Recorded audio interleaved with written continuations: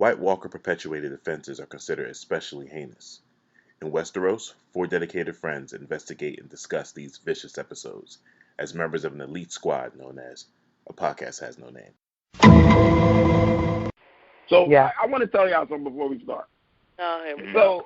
So when Morg sent Is y'all ready? Let me tell you a story. You know what? Keep this in the final recording. Start right here. Action. Okay. When Morg sent out the outline, it was in 2 texts. I swear to God, y'all. When I first counted how many subjects it was, I came up with 73. I counted 3 times. No. Yes, No.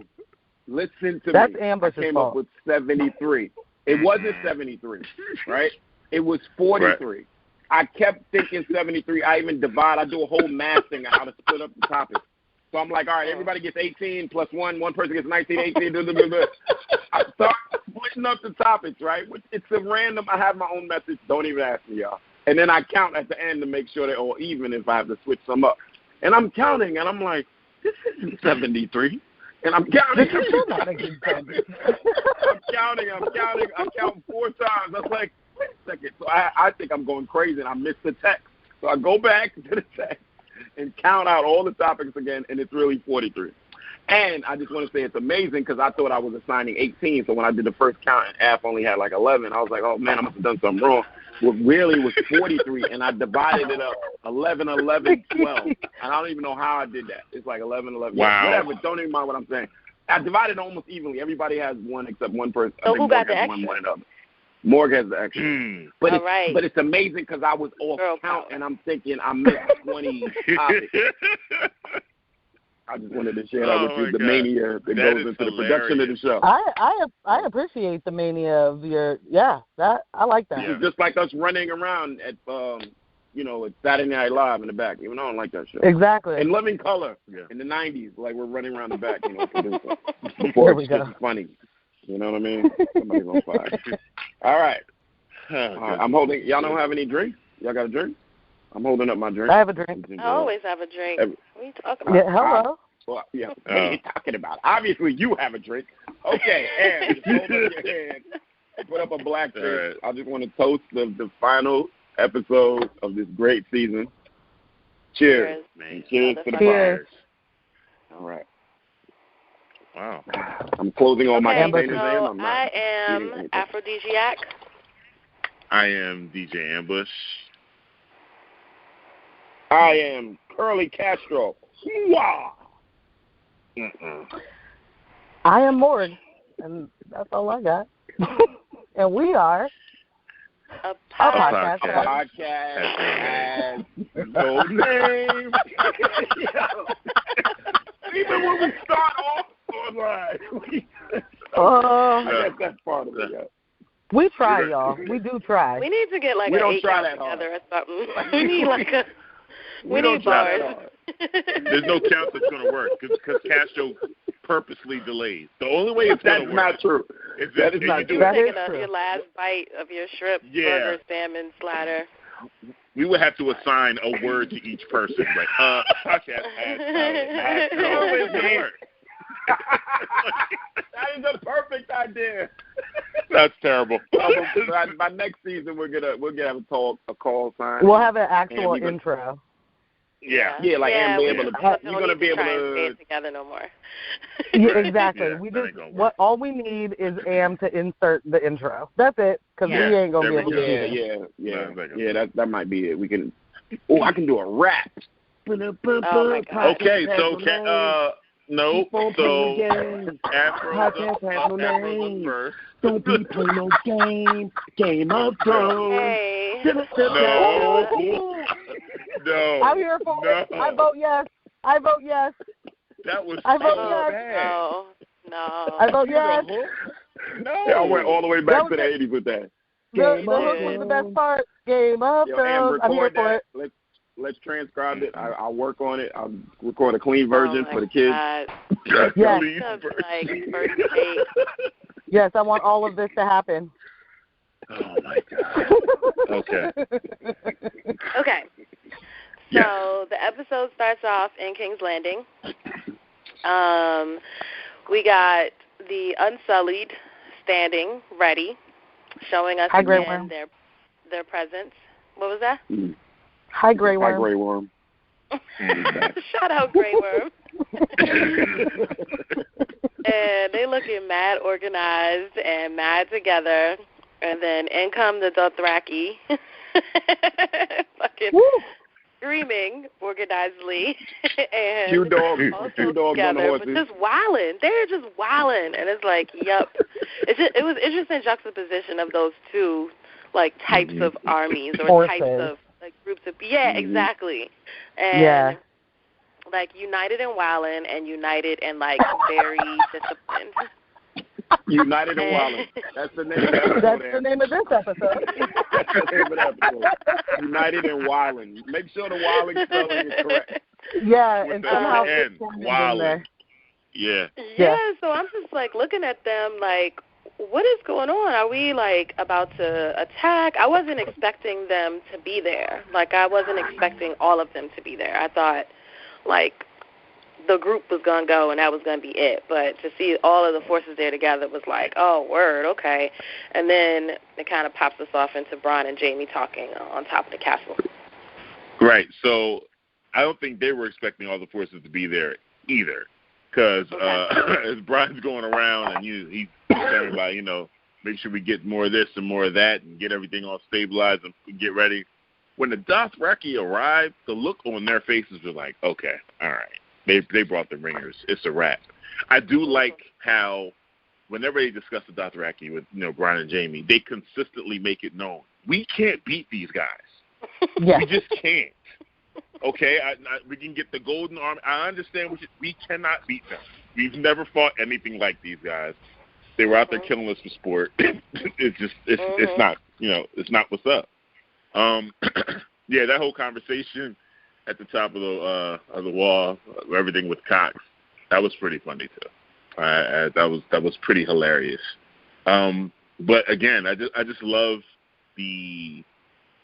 not the reality, but that I guess the reality of the situation that Bronn constantly brings to Jaime and meets him on that level. Like, listen, you and I, we're soldiers. We know what this is.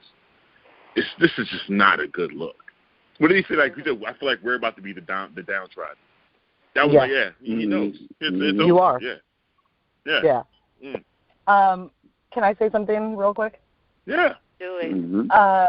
It all brings it back to Robert saying exactly that in the first season of, she might be, speaking about Dany, she might be a kid today, but she's going to have kids.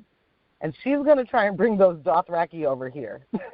And we can hide in our castles all we want to. And you know what they'll do? They'll go through and rape and pillage our entire cities, and then they'll come for us. And who will stand behind a king that stood behind a stone wall? Which is what the plan is, basically.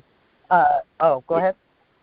There's an actual video that, like a split screen of Robert talking to Cersei about those predictions and them showing each one. Because first it's when he's talking to Cersei, and then it's when he's in the, when he's at his deathbed and talking to Ned. And certain things he said all came to pass. Like, I'll I'd be post interested a in video seeing that because I'll post a video on the Instagram. Twitter. I'll post a video on the Twitter. Okay, cool. Thank you. Yeah, that'll be interesting to see because all of the things that I remember Robert saying are happening. All came to pass. All true. And I think that is just incredible to me that the Dothraki hold that much weight, and they had never seen them, and they were at that point. Ned was like, they ain't getting on no ships. You ain't even got to worry about them. They're fine. They're gonna be staying over there. No big deal. And here we are. No, and then you've got Jaime and you've got Bronn saying, ain't no fucking way we can beat these dudes. No way. Right. And you also have Jaime and Bronn like talking about the most random shit to me, which was they don't have cocks, so what are they fighting for? Like that's the only thing that like pushes a man to fight is like a cock, so that he can like get money and get gold or have power and then use his cock. And I was like, no, you got this all, like, wrong. You got this all wrong. You got this all wrong. Yeah. I really felt like they should have been speaking to, like, how much more disciplined they are because of maybe even not having to think with that, you know? Like, right. Actually, they're a little more streamlined than the average. And I would venture to say, Afro, that probably has a lot to do with men writing the script because they're not going to recognize that. Right. They're not going for that. And if they do recognize it, they can tell in the rest of the world. So, yeah. Mm-hmm. It was really stupid. It was like seeing a bunch of women in armor and being like, why would these women want to be fighting? They don't have penises. This is stupid. And it's like they can't still believe in something and want to fight for it just because they don't have a dick. Well, TV plays up that we talk about dicks way more than we actually talk about dicks in real life with each other or just in passing. But this is also coincidentally the second episode in a row where we talked about cock. So, I don't know if they're trying to horn that in or if George R. R. Martin said, hey, don't forget to mention cocks when you get past the book. You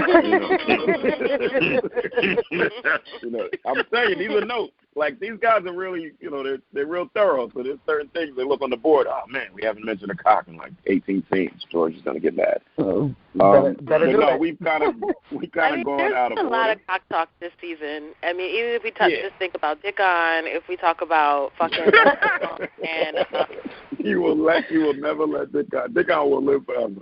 Dick On will live forever.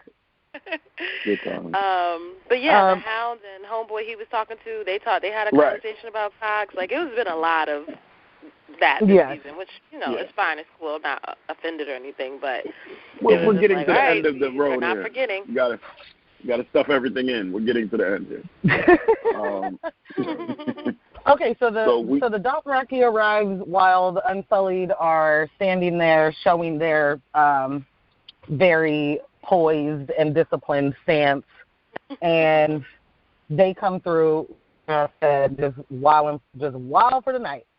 And I loved how they went through those little grids that the Unsullied make, you know, like they stand in there however men, but you know the regiments, like so to see them go through that, all I could think about is like being the extra that's standing there as an Unsullied and like all these horses going past me and I'm supposed to just be able to, you know, stay straight and not look, and how I would be incapable of doing that. But that scene itself was super dope, and it again, we just continue to see that her forces really can't be fucked with outside of the Night King. Like, this is something, Cersei, you have no business even pretending that anything will help you in this when it comes to fighting these people. There's too many. Mm-hmm.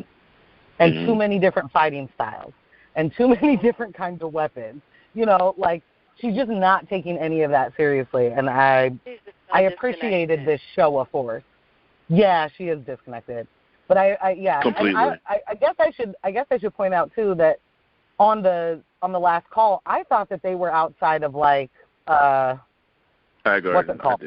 Highgarden. I totally thought they were at Highgarden and were taking it because, you know, all these other people are going to go to the Dragon Pit and have a meeting, and we're going to go and, you know, take other shit. And that was not it at all. But I liked what they did there. I liked seeing how big their forces are. So then I guess they zoom in on Tyrion and Jon arriving at King's Landing. And I guess this was another moment for me of, like, really kind of flashing back to see that, like, all of these random-ish characters from all these different parts of the story and seemingly different worlds were, like, all in the same space together, arriving at King's Landing together. Yeah. And that's always, like, whoa, like, you know, Justice League or, like, some shit, you know what I mean? Yeah, like, okay, everyone's united together, got it. And so, yeah, I don't know. You guys can, like, I don't know. What did you guys think about the conversation? I have a bunch of, like, observations, but I want to know what you guys think about the conversation that happened between Tyrion Well, I guess the first conversation was Melisandre asking, like, why they have this pit to begin with, right? Sunday, yeah. Sunday. Okay. Well, also I wanted to point out Jorah's explaining it. This is Jon's first time in King's Landing. Ever leaving the north, right? That's true. I hadn't thought of that. He's always at Winterfell. He went up to the wall. Yeah. So he went to the other direction, and so he's never been in King's Landing. It's his first time there. Mm-hmm. I mean, some of that stuff is getting glossed over because, like Afro pointed out, we're all everybody's excited for these reunions, or joining up and meeting in the middle, literally in the middle of the country. Well, let's not run ahead because I think this is a really good outline. So we have it all broken down. So we'll that was their conversation on the ship. Mm-hmm. They were still in the ship. So what did Tyrion and Jon talk about? Help refresh my memory. This was when this was like you said. This was Jon's first time arriving here, and he was asking Tyrion about the city. That's when Tyrion told him, how many people live here. Yeah. About 1 million. Oh yeah. Okay. Yeah. This was just them arriving on the ship and having that conversation. Okay. And him taking that all in. So, did y'all think 1 million people why would anybody want to live there? It's like all these people, it's a city, it's crowded, and Tyrion's like, well, there's a lot of work, and the brothels are banging. The brothels I should have expected Tyrion to use that as a justification as to why people would want to live in King's Landing, because, the brothels are lit. Right. Tyrion knows where the best hoes be. Yes. Tyrion knows where the best hoes be. Yes, he knows. Castro, I heard you ask. I heard you ask if we thought that there were a million people living there, and I certainly didn't. There's no way I thought there were that many people living in any of these places. But it's also the way it's shot. Like some shots now, I think Weiss and Benioff made it a point to show the vastness, because now we're seeing other angles of people coming from other directions to King's Landing, because I remember we always spent a lot of time at the Red Keep. So you see a bird fly by, but it was where the Tower of the Hand and stuff was. Or we'd always be running through Flea Bottom. But I don't know if we ever saw how vast Flea Bottom is coming down from and how connected. That just seems like it's very much not there. Shantytown, slums, everything's packed together. Yeah. Okay. All right. Am I up next? Yeah. You are? Yeah. Okay. Yeah. So they're still on the boat. I'm still not sure if it's just them on that one boat. I guess so, because that's how they sail off. I'm not ruining anything, but it's just them on the one boat. And, this is a good way to get, because we have so many stars and, main characters together, you can give them little pieces or whatever. And so the Hound goes downstairs to check on the White, which I think is a good, to me at least, a callback, how the other one died the first time up by the wall. So he knocks on the box, and the White starts going crazy, and so they picked a particular boisterous one, the Aretha Franklin of White. So he's just bellowing out. He thought he was Franklin, just going ham. So that'll be good for show. But I gotta tell you, I completely forgot about the White. I'm like, what is in this box? What's happening? Oh, okay. What's going on? I didn't remember there was a White in it. Even like further on, later on when he mentions it, I just forgot. I was like, what's in the box though? Tell me what is going on. Completely. But again, it goes back to the stimuli thing we talk about with some of these dead and different shows. This one in particular, where if you leave it in the box, I don't know if that'll come back to help, but it's not going to do anything until you give it some stimuli. Whether you knock on it, shake it, or yell at it, or whatever. So, okay, yeah, that's about it. The Hound knocks on the box and like okay starts screaming. So we cut to God dang it. We cut to Dean and Cersei's chambers or whatever, and they're getting ready to go down to the dragon pit. And she's got Qyburn, she's got the mountain, and she tells the mountain, if anything goes wrong, kill the silver-haired bitch first, then kill blah, blah, blah, then blah, blah, blah. Then I don't care. The order is yours. After that, it's all you. It was Dany, Tyrion, and then Jon. But she had little names for all of them. Oh, right. Okay. Yeah. I think it's great that they keep giving us the mountain has to have an order, a directive, because he can't do shit on his own. He's all the way dead. And are y'all buying the connection that he and her have? Because it's a little unsaid to me. Like, he researched a little bit. Yeah. So, like, why is he beholden to her? Because of what Qyburn did? Like, I guess you can make somebody a model. Okay. Yeah, that's my assumption. Okay. That's my assumption. I don't think it's a true connection. I think it's a master-slave kind of thing.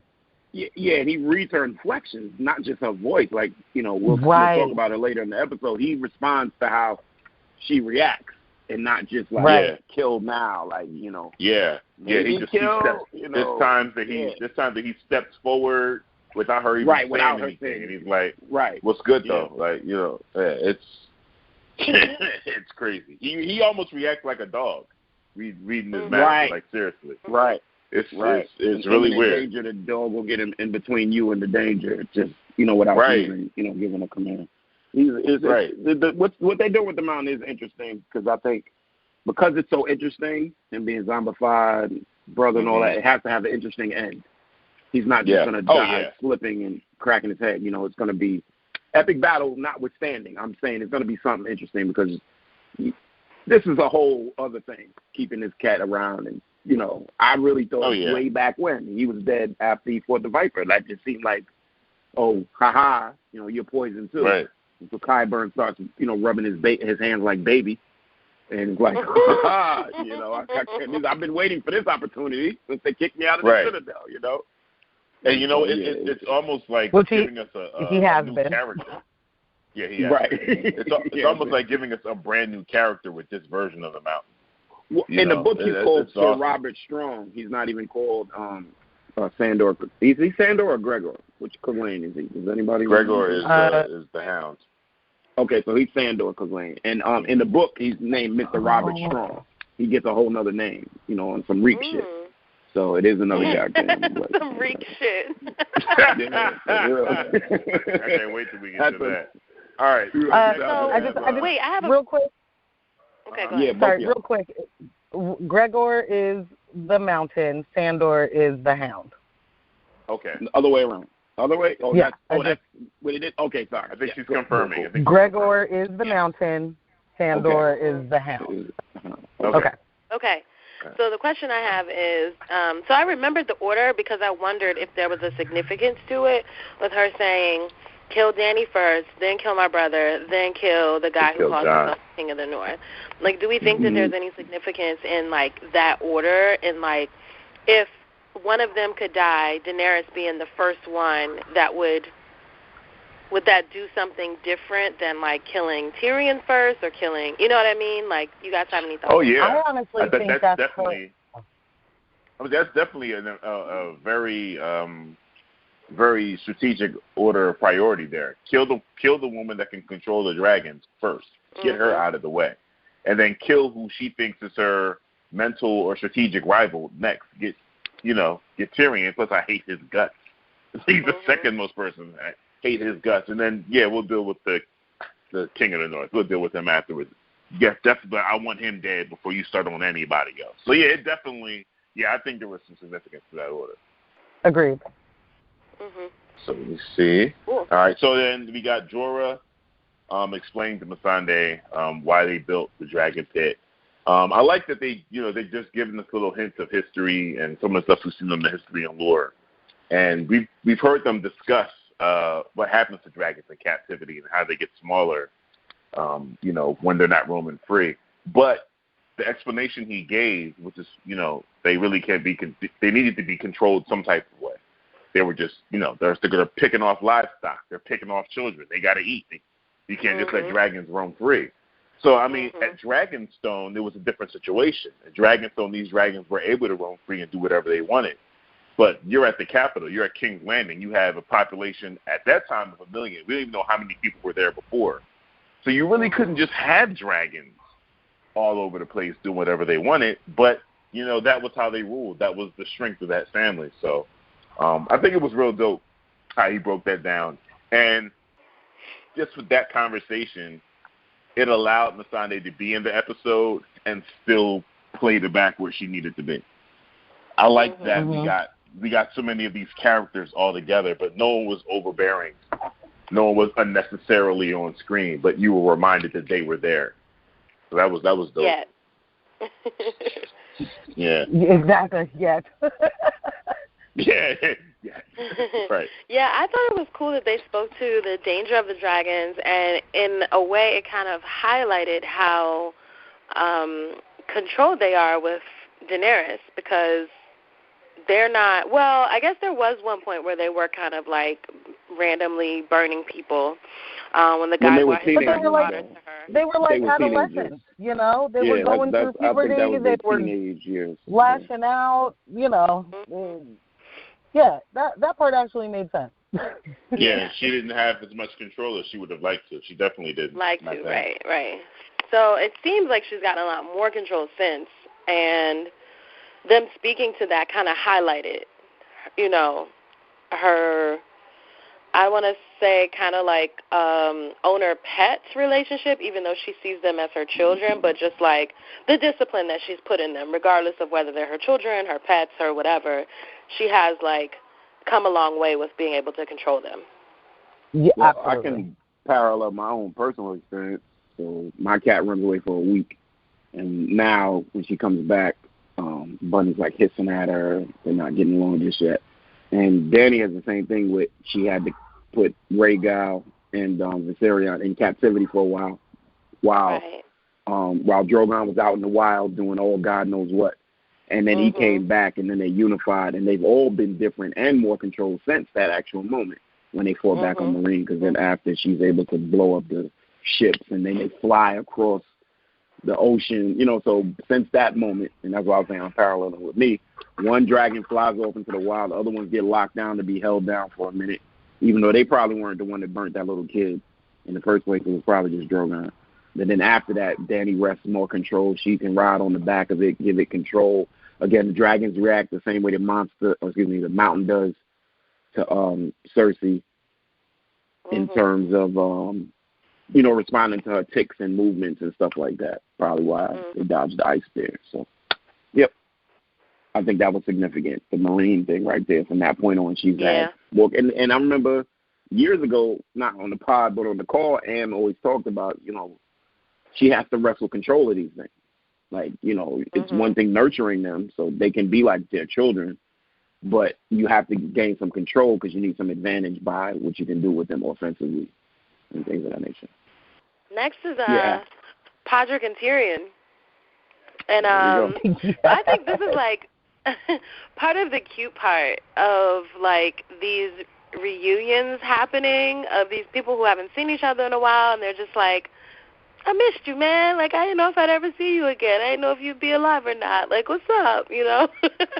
And Tyrion, I forgot exactly what he said, but it was definitely like a callback. And Podrick was like, yeah, I never thought I'd see you again. And Tyrion was like, yeah, and quoting the enemy at that. And he was like, yeah, whatever, man. I missed you, yo. And so they're having this whole, like, little moment together. And then Bronn's like, your friends are here. You guys can suck each other's magic cocks later. So another cock call, you know. Yes, I love that. Was hilarious. You can suck his magic cock later. Yes, he just came in with that was the callback is actually of how Podrick was putting it down. Yes. Yeah. That's the callback. He was killing the brothels. The managed boy, the legend of the managed boy. Yes. Yes. So, you know. They weren't even charging Podrick. They weren't even charging. They were giving the money back. They had the money. Right. The money was right. They were paying him. He was giving back. We don't deserve the money. He deserves the money. So, good old Pod. You see us, man, we get excited. That was so we good. Root for Pod. We root for Pod. So, yeah, I thought it was interesting that I had forgot that Brienne was headed there. And so her and Podrick arrive at the same time that this other group of, United superstars arrive. And so now they're like one whole big, front. Like, yeah, we're all here. And John, they didn't really dive into that, but I know John was like, what the fuck is Brienne doing here? She's supposed to be in King's Landing with my sisters. And so, right. Or my sister. Because, I guess he knows Arya's there, but, he definitely, left them there. He still hasn't seen her, yeah. He still right, exactly. And so he's kind of like, okay, hey. Like, I feel like he gave a little look. I'm not 100% sure, but I definitely know he was probably in his head like, okay, what the fuck are you doing here? So it was interesting that they all met up at the same time because I hadn't thought about that. And, again, I think it's ironic that just last episode, and maybe even our pod right before that, we were talking about, I can't wait, or we hope such and such sees each other again. Because we're getting to such of these end times, it's still a curious case of if these people are going to see one another again. And so the fact that the Brienne and Hound have an opportunity to have an actual civil conversation after hitting each other with mountains is literally like, that will kind of blow my mind. And she's like, oh, so I thought you were dead. And he's like, no, you almost got me there, you know what I'm saying? But it's all good, where's, Arya comes up, and it's like, she don't need no protection from neither one of us. And he's like, I ain't gonna stand in the way. Like, elbows her, stuff like that. That smile on his face when she was like, the people that need protection is anyone that gets in her way. Like, that smile on his face was like, oh, man, she out here. That's pride. They raised her. They brought her up. Brian was real short, but they brought her up. And, of course, I think that's a glimmer. The Hound, of course, would be proud that she's like an assassin killer right now. He was really teaching her. And it just reinforces how he really wanted to protect her. And if she stuck around, he would still be rolling with her, getting chicken. You know what I'm saying? Rabbit. I want some chicken. You know what I'm saying? And you're going to shut your mouth and stealing people's ale. So I think that's a great callback for us because, we know that was one of our fan favorites, the road trip between Arya and the Hound. And Brienne and the Hound's conversation was definitely a callback to that and them being proud that Arya has blossomed into a faceless assassin. And he said that too, like, well, it won't be me getting in her way, like right. It was just also a really cute little moment. Yeah, you don't have to worry about me. I know she's a killer. Good. So then we get Bronn and Tyrion, and I loved this moment because I love Bronn and Tyrion, but I thought it was so great how both of them are so nonchalant when they're talking anything astronomical. Like, you're talking about switching sides. Right. Like, such a big change. And they just are both walking like no big deal. Just, hey, whatever they're paying you, I'll pay you double. And you know that Bronn has to be at least considering that. He knows he cannot beat the Dothraki. He knows. Like, I think I don't want to jump too far ahead. I'll save my. No, it wasn't idle lip service. It wasn't lip service. Them talking that way, And Tyrion was like, "Yo, you been thinking about my queen? That's interesting." Right. He did. He was like, "Oh, she already on your mind. We already here. Okay, we got action.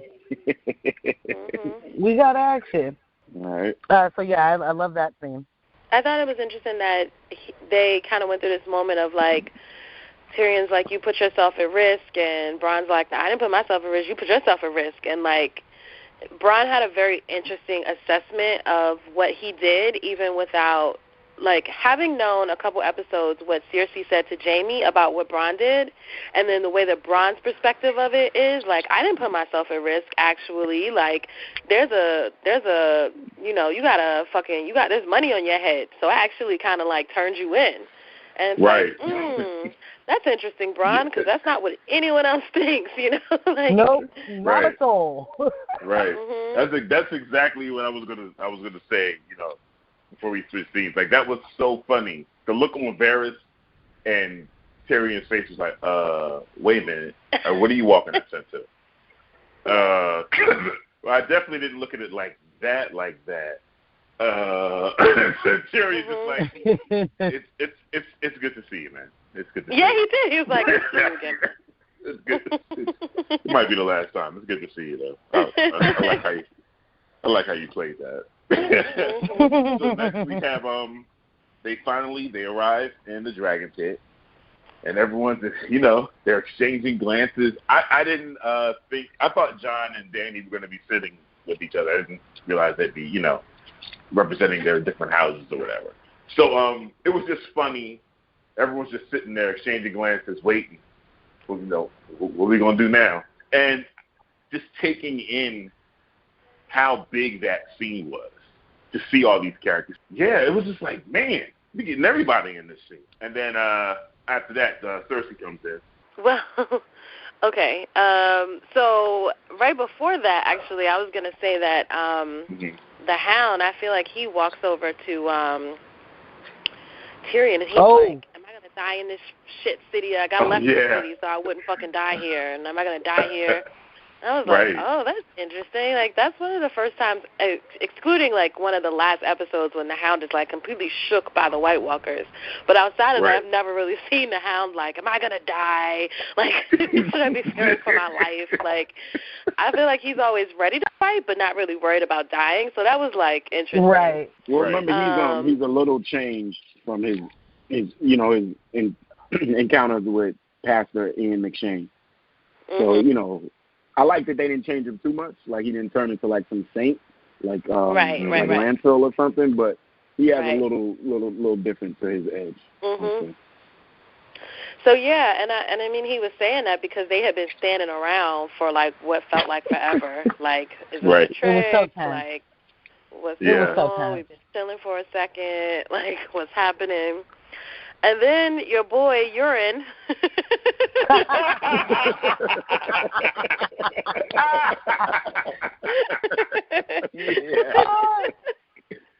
Euron, who stepped his fucking fly up, and Cersei, who has on the low been stepping her fly up too all fucking season. Yeah. I'm like, is that like leather, like rattle skin alligator? Like, what is that, Cersei? Like, that shit is fly as fuck. This is what I'm going to do to them dragons, bitch. This is what I'm going to do to them dragons, bitch. I'm a rock. It was definitely something from, like, the reptilian family, yo. It was like, okay. I'm going to have the dragon on the floor. They come walking in together like they just got out of bed or something together. And I did not expect them to be together. Like, I think Euron was there. But for him and her to walk in together was like, oh, well, excuse me, okay. But it's funny to me because she made this entrance and, like, the baddest bitch was not even there to see it, so it was hilarious. Hello. Sorry. And then she shot her clothes, and she wasn't even there. Euron and Theon exchanged these looks. Yeah. What'd you say? I said, is everybody dancing? Yeah. When I think of Dany about to do her thing, I always start dancing. My tongue out. With my tongue out. Right. You were Cardi B, for real. We all Cardi B. Yeah. So yeah, Euron and Theon exchanged the nastiest of looks. Woo. Cersei looks banging. They walk in, and they fucking sit down, and then the Hound. They wait. Yeah, they wait. But wait, don't. Then we skip where Euron says, all right, enough. If you don't he say something to Theon? If you don't, no, not yet. Me, not yet. Okay, cool. Okay. No, not yet. So let's start with the first awkward moment after the awkward glances. Exactly. Then the Hound, after, first of all, don't remember, the Hound was carrying the big-ass chest. So everybody's kind of looking at him like, what are he doing? And he went down those steps. Then he comes back up, walks right up to his brother. His brother steps out on the defend Cersei automated move because he did, that's just what he's doing. He steps out. He goes right up to him. Oh, you ugly fucker. Like, he's just like, he says, you look uglier than me now. What have they done to you? Right? Yeah. What's happened to you? What's like you remember me, motherfucker. Right. And he also says, oh, you think this is the end for you. No, it's not. You know what's coming for you. And I think that's a real prophetic line. He's saying a couple of things. Just go with me, y'all. So I think, one, he's saying, you think you're part of like the undead, and you think that you're finished and you don't have any more responsibilities here. No, I'm going to take your ass out. This army that's coming ain't going to save you, and you go with them. That's what I thought. I know it sounds a little far-fetched, but I think it's like, what's coming for you. And he's also saying, you think this is not going to be the end for you. And I think he says that because I'm going to be the fucking end for you. I agree with that. That's how I saw it. Definitely, yeah. You're not ending this way. You're not just going to be mindless or in some battlefield. No. No, I got going down the way I want to go down. Yeah, I got you on that. Don't even worry about it. And then walks off. And everybody's kind of looking at it like, who is that guy? Like, everybody. Right. They're all like, what the fuck? This is like when you're in church and you're dying, so you keep looking at the little the program, and you're like, where are we at on this thing? Like, and you're hoping we're on the second flap, but just on the first somewhere. So you're looking around. Program, yeah. Right. So, Danny still hasn't arrived, and everybody's so awkward. And it's funny because I love the sound effects. You hear the clinking of everybody's, newly shined armor, and people are looking around. What's going on? What are we doing? Right. But yeah, that Hound in the Mountain, that was also a significant scene. They haven't seen each other since they went at it in front of Robert at that last joust sword thing they had, and they fought each other because he was mad at Loras and shit like that. So and it's a lot like of anybody who hasn't really been in King's Landing or known of, it's like that moment where you be like, do them niggas know each other? Like, what is going on? Right. Why said anything?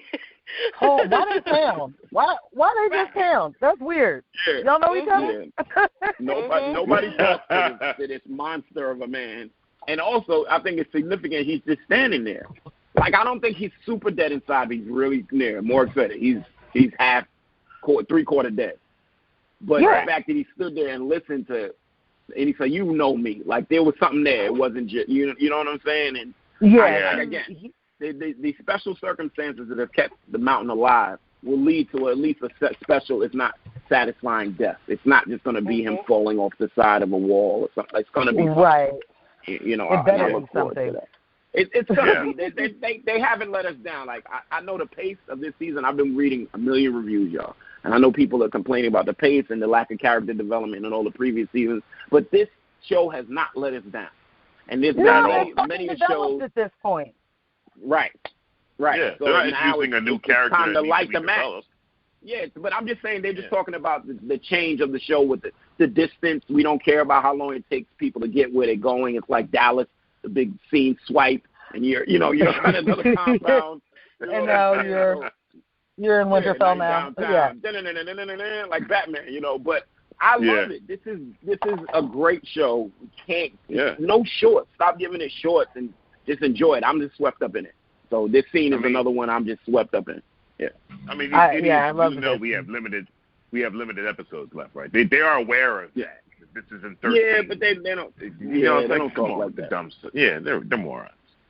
Yeah. All right. So next we got the big. So we get to the point where Cersei's like, okay, but where is she though? She didn't ride with y'all.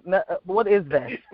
And Tyrion's just like, nope, did not come together.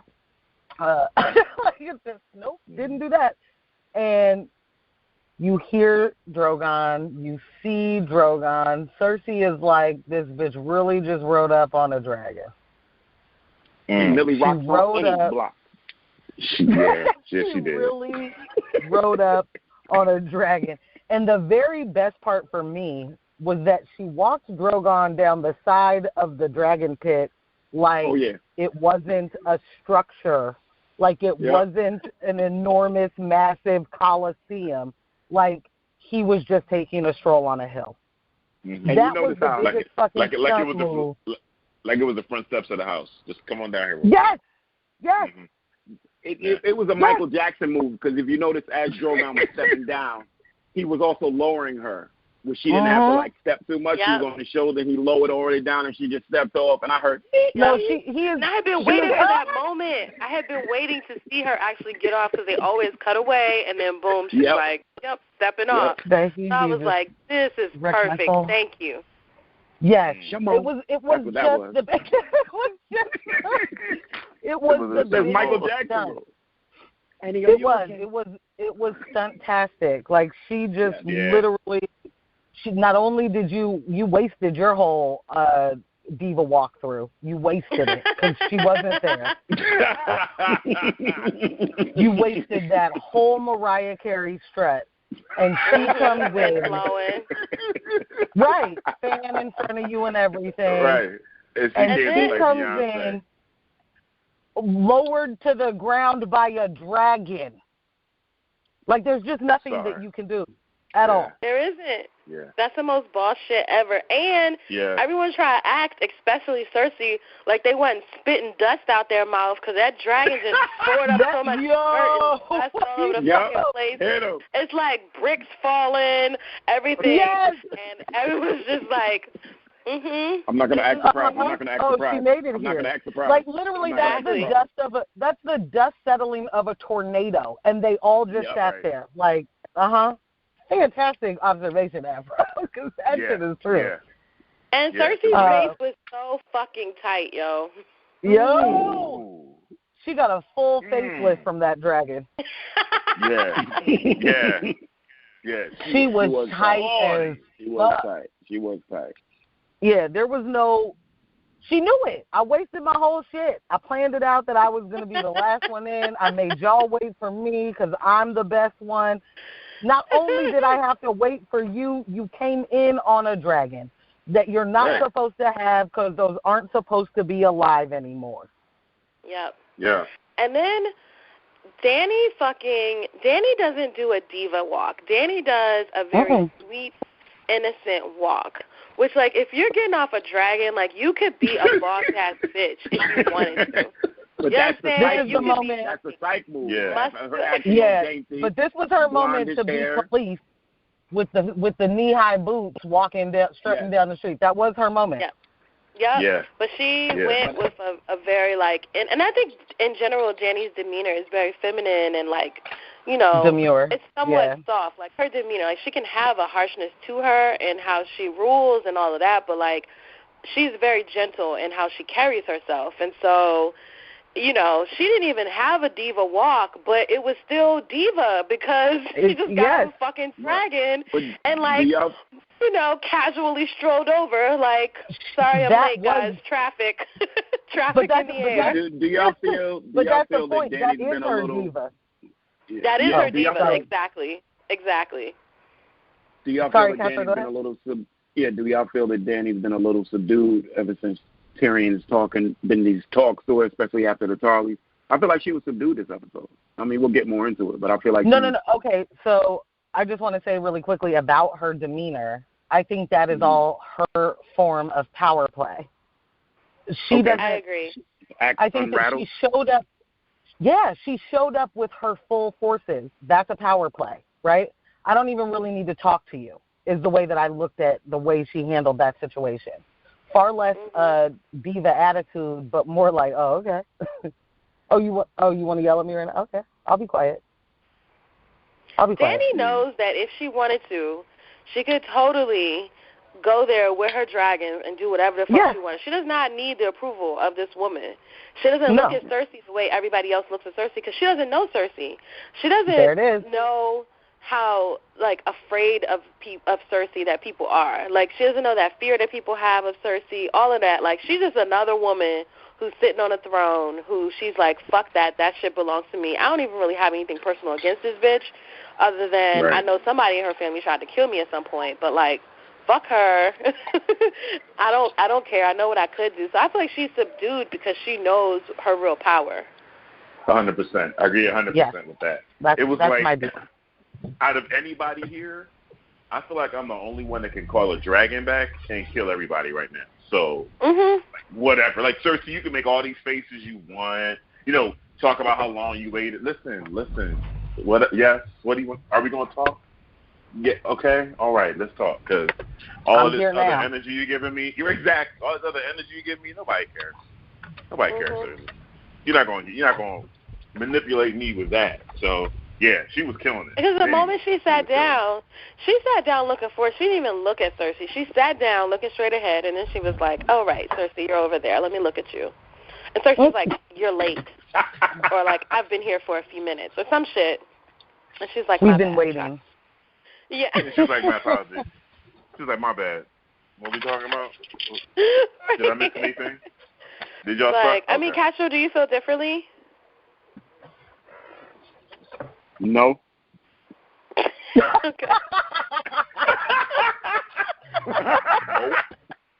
No, y'all should see me. I muted it so I could take a bite of my burger. I look like I got caught. And I was like, I'm muted. And I really don't know where we're at. I'm sorry. It's okay. It's okay. What's the question? I'm sorry. No, don't worry. We can go to the next topic. All right. Moving right along. So Euron and Tyrion start talking, and I'm forgetting parts. I'm only remembering the very end of their conversation. Can someone help me really quick? No, so I can help you because honestly, Tyrion starts talking. And Euron jumps right in on him, like right away, attacking him, calling him little. He's like, "We got larger concerns." He's like, "Yeah, you're the little concern, fucking dwarf." Like, I was just at him. Yeah.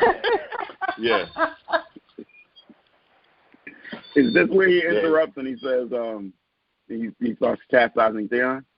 Is this the part? Where he starts what?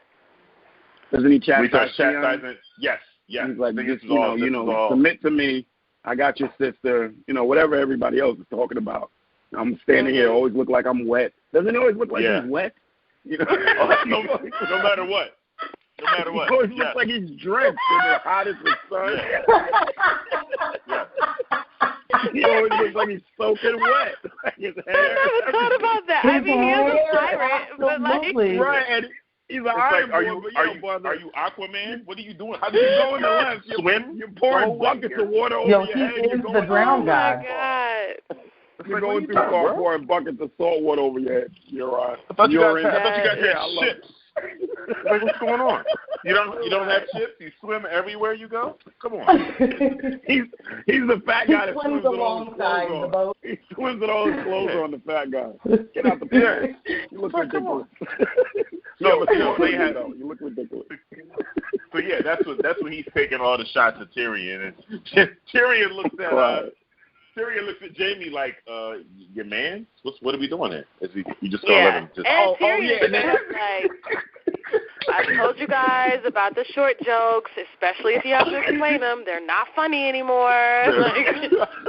Doesn't work. We forgot all about this. This keeps unraveling. Then doesn't Cersei say, sit down or leave? And then the mountain does his, I'm stepping out now, with his transformer sound effects or whatever. Right. Oh. But just Jamie looking back at Tyrion had me rolling. Jamie was like, listen, I can't do nothing with this dude. He's real reckless. He talks to me all crazy about my sister. Like, get your man, Joe. Get your man. Get your man. I want to. I want to, but you know how Cersei is. Like, he come and go whenever he wants. He don't got no rent. Like, I can't really no rent.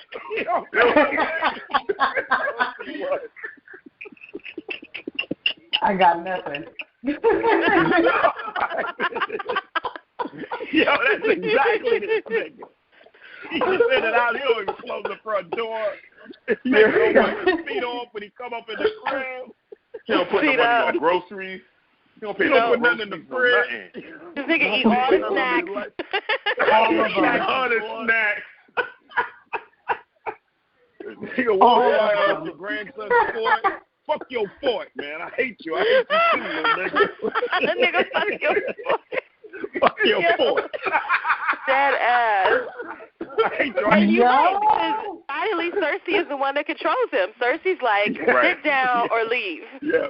And he's like, all right, boo. He looks around. You're right. You're right. He wipes some water. He wipes water off his brow. Where the water came from, I don't know.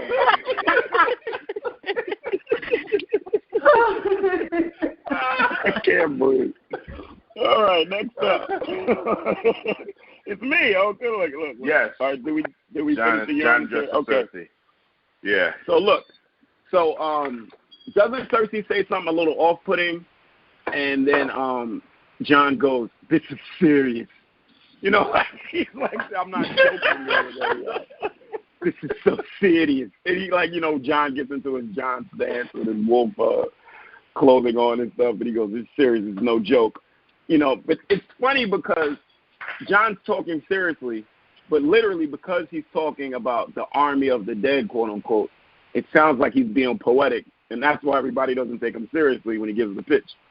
When the army of the dead comes, no one will be living against the deadness of the army of the dead. And it's like, who are you? You Shakespeare? I'm not listening to you. You're wearing wolf clothing. You're telling everyone some dancing.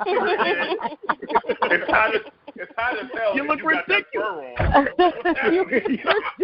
Sunny outside. It's like a nigga wearing sunglasses on the inside. What's wrong with this guy? And it's like, I have to listen to you. You know, Cersei's giving you him did not just compare Jon Snow in his wolf gear to wearing sunglasses indoors. In the club. Them niggas in me cool as hell. With white shorts on, crossing their legs with white shorts on, but you got a jacket. Nigga, get out of here. Listen. The real talk. Like, when I saw him walk into the center of that conversation, and he had the fur and everything going, I was like, John, bro, you have to be high as hell right now. Like, his sister made that fur, okay? Okay. It's his good luck fur. That's just one of those situations. But he should have Don't let me see no pictures on and you don't got that fur on. Don't let me see you All outside. the time do you wear fur and when you go to hang out with the queen? When else? When is the better time? You tell me. He has to break down the outfit. For the balcony wear, he takes the fur off. Maybe it disconnects and becomes like a little side holster piece. Oh my God! He has to be able to break the outfit right now. You want him to also have on a romper, huh? You want him to have on a man romper? Yeah. My whole thing is he did just make it to the south, and it is hot, so it is. You know what? Hold on. You know what? Y'all right. This is first time. This is first time the seventh in fashion. He's never been to King's Landing. He don't know. He out there looking like, y'all right. He looking crazy. Like, does he come up from looking like you just left the wall. Looking like you just left the wall. Fresh out the wall. You know? Yeah, exactly. You know. Wait, is he still wearing his blood drench? Is he still wearing some of those blood drenched when he got stabbed? No. Did he change that out? No, he changed that out. Slow down. I hate all of you. No.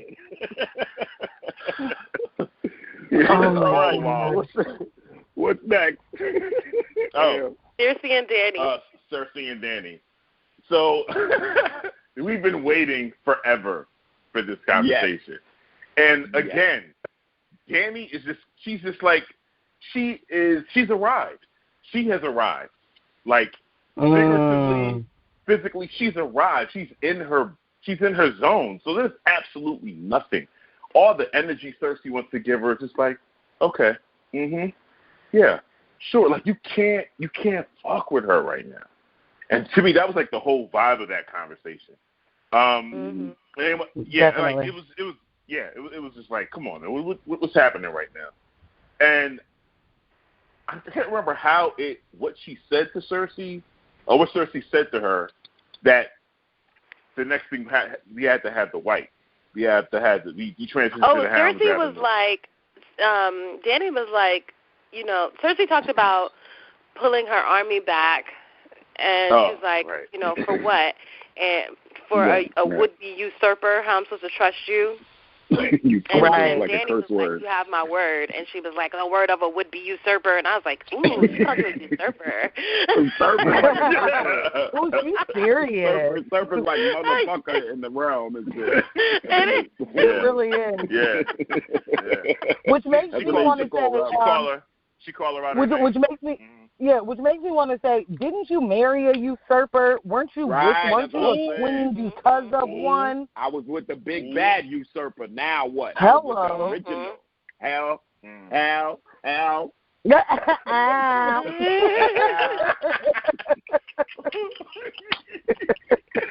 Oh, we're off the chain tonight. That's what I'm sorry, guys. Right.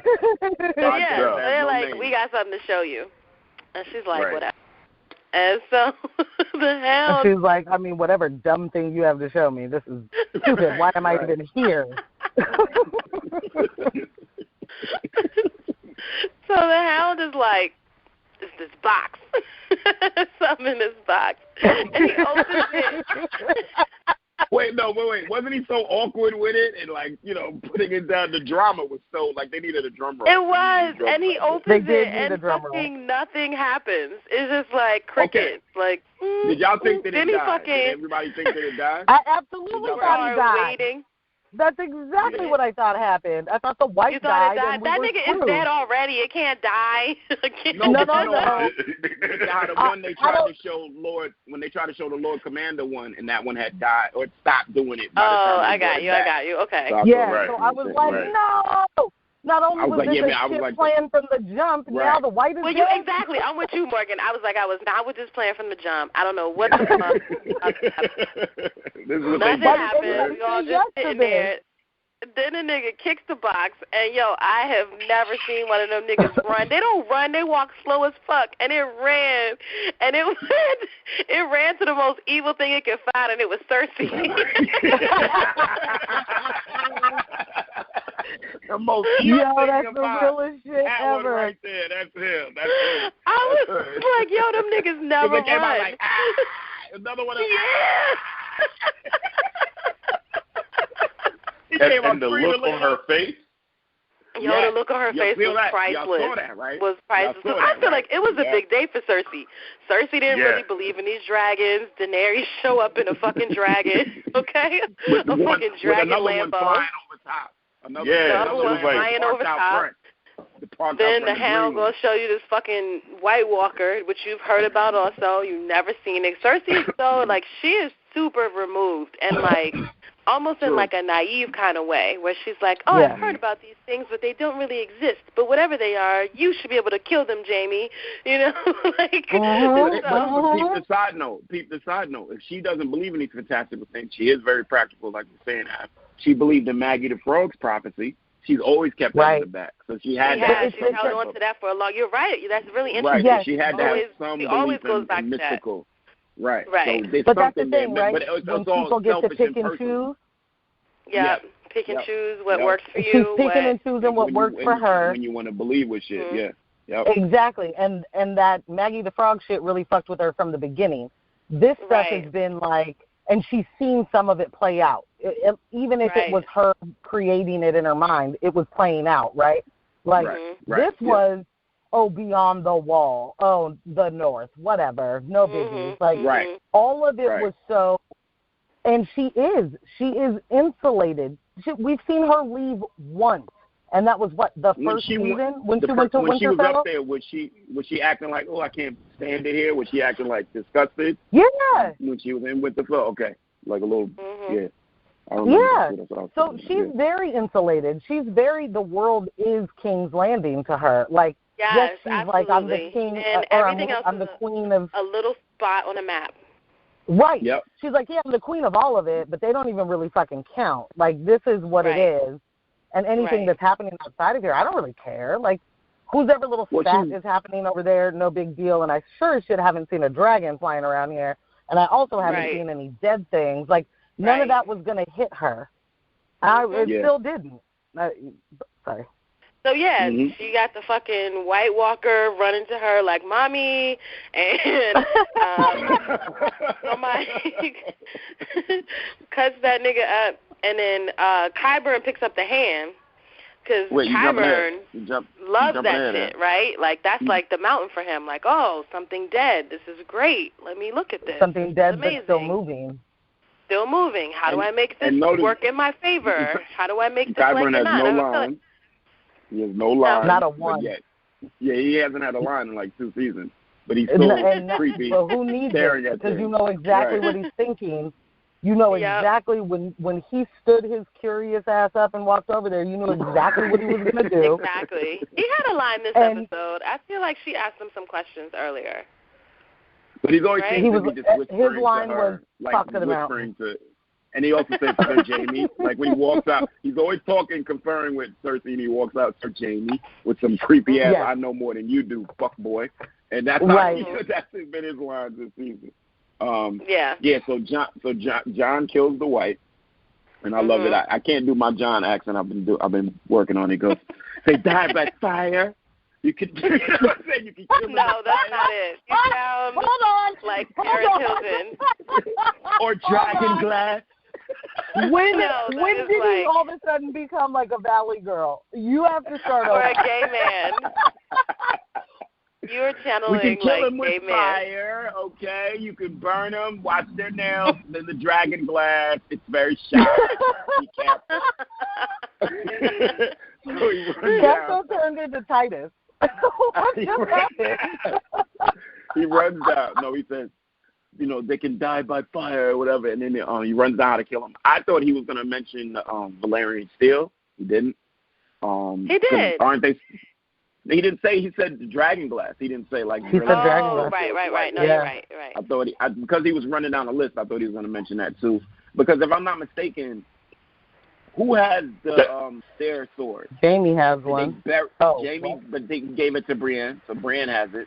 Right. Yeah. Where's the other sword? Where's the other sword that Joffrey had? They buried him with that? I hope they didn't. Did they bury him with that? No, is it Bronn? Doesn't Bronn have a crazy sword now? I don't know. I'm not sure. I don't know. No. Bronn does. I think Bronn does have a sword. I can't remember, but Bronn did get a crazy sword. I don't think it's that Widow's Will. I thought he got a crazy sword. Yeah, but it's not. It's not Joffrey's Widow's Will. But we got to remember, Valerian Steel isn't that's not really a concern for the whites as much as it is for the White Walkers. Right. But I thought John was going to say that, and it just made me think where they at because again, they didn't. Samwell didn't bring up his sword that he stole from his father. Of course, it's going to come back up in the show, but he didn't. They haven't mentioned it since.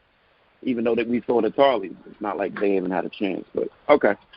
So John eventually kills it with the dragon glass dagger, and I'm glad because I was worried that they didn't really start making the weapons just yet.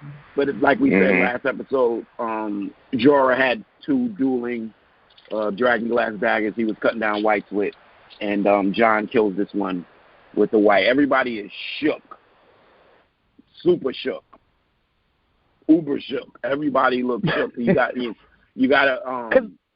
This is something they've never seen before. Right. Ever. None of them. Save John and and Tormund and whoever's with him. At right. That point, the people that have seen it, that traveled with it, they know. But the rest of everybody is like, the fuck? Yeah. This was like the illest PowerPoint presentation ever. Yes. Daenerys said I had to see it for myself. Stupid. Yes, and then it was like White Walker TED Talk. He was like, oh, okay. No, this is the White Walker Bobby Shmurda jumping up on the table and dancing. Okay, we gotta sign this. We gotta sign this, kid. We gotta sign this. We gotta sign this guy. This White Walker. He's crip walking on the table. So everyone's so shook. Euron. Yeah. Euron says, "Hey, I'm the fuck up out of here." No, can they swim? Can they swim? Right. Oh, my bad. Ah, damn it. And Am won't edit that. So he's like, walks up to it, touches its hair, which I'm like, what the fuck are you doing? And he says, "Can they swim?" Nah, they don't really swim. All right, well, then I'm the fuck up out of here. What do you mean, Euron? Well, wherever will you go? I'm going to go the fuck home because you guys are crazy if you think you can beat these things. I have he's been like, everywhere. I've seen everything. I have done everything. I have seen it all. And this is the only thing I've ever been scared of. So y'all have fun with the fuck this is, and I'm out. And then he walks up to Danny, and he's like, yes, go the fuck home now, like a good girl would do. Back to your island. And stay the fuck away from whatever the hell is on its way here. Because I'm going to go do that, and then maybe one day we could meet up and we could do some things. Fucking gross, Euron. Just leave. You're gross. You're gross, Euron. You're gross. You really gross everybody out. You're soaking wet. You're dripping at there's a puddle underneath you, and no one understands why. Nobody's sweating. Nobody's worked up the sweat that Euron had. No, and John is wearing a whole fucking wolf fur, and he's not sweating. He's not sweating. Why are he you has a wet? whole dire wolf on top of him, and he's fine. And you are dripping. You have to leave now. Licking his lips. Mean, I feel hindsight is 20/20, right? But did anyone else feel like it was kind of bullshit that he was leaving? Like, it wasn't bullshit that he was like, fuck this, I'm going to go back.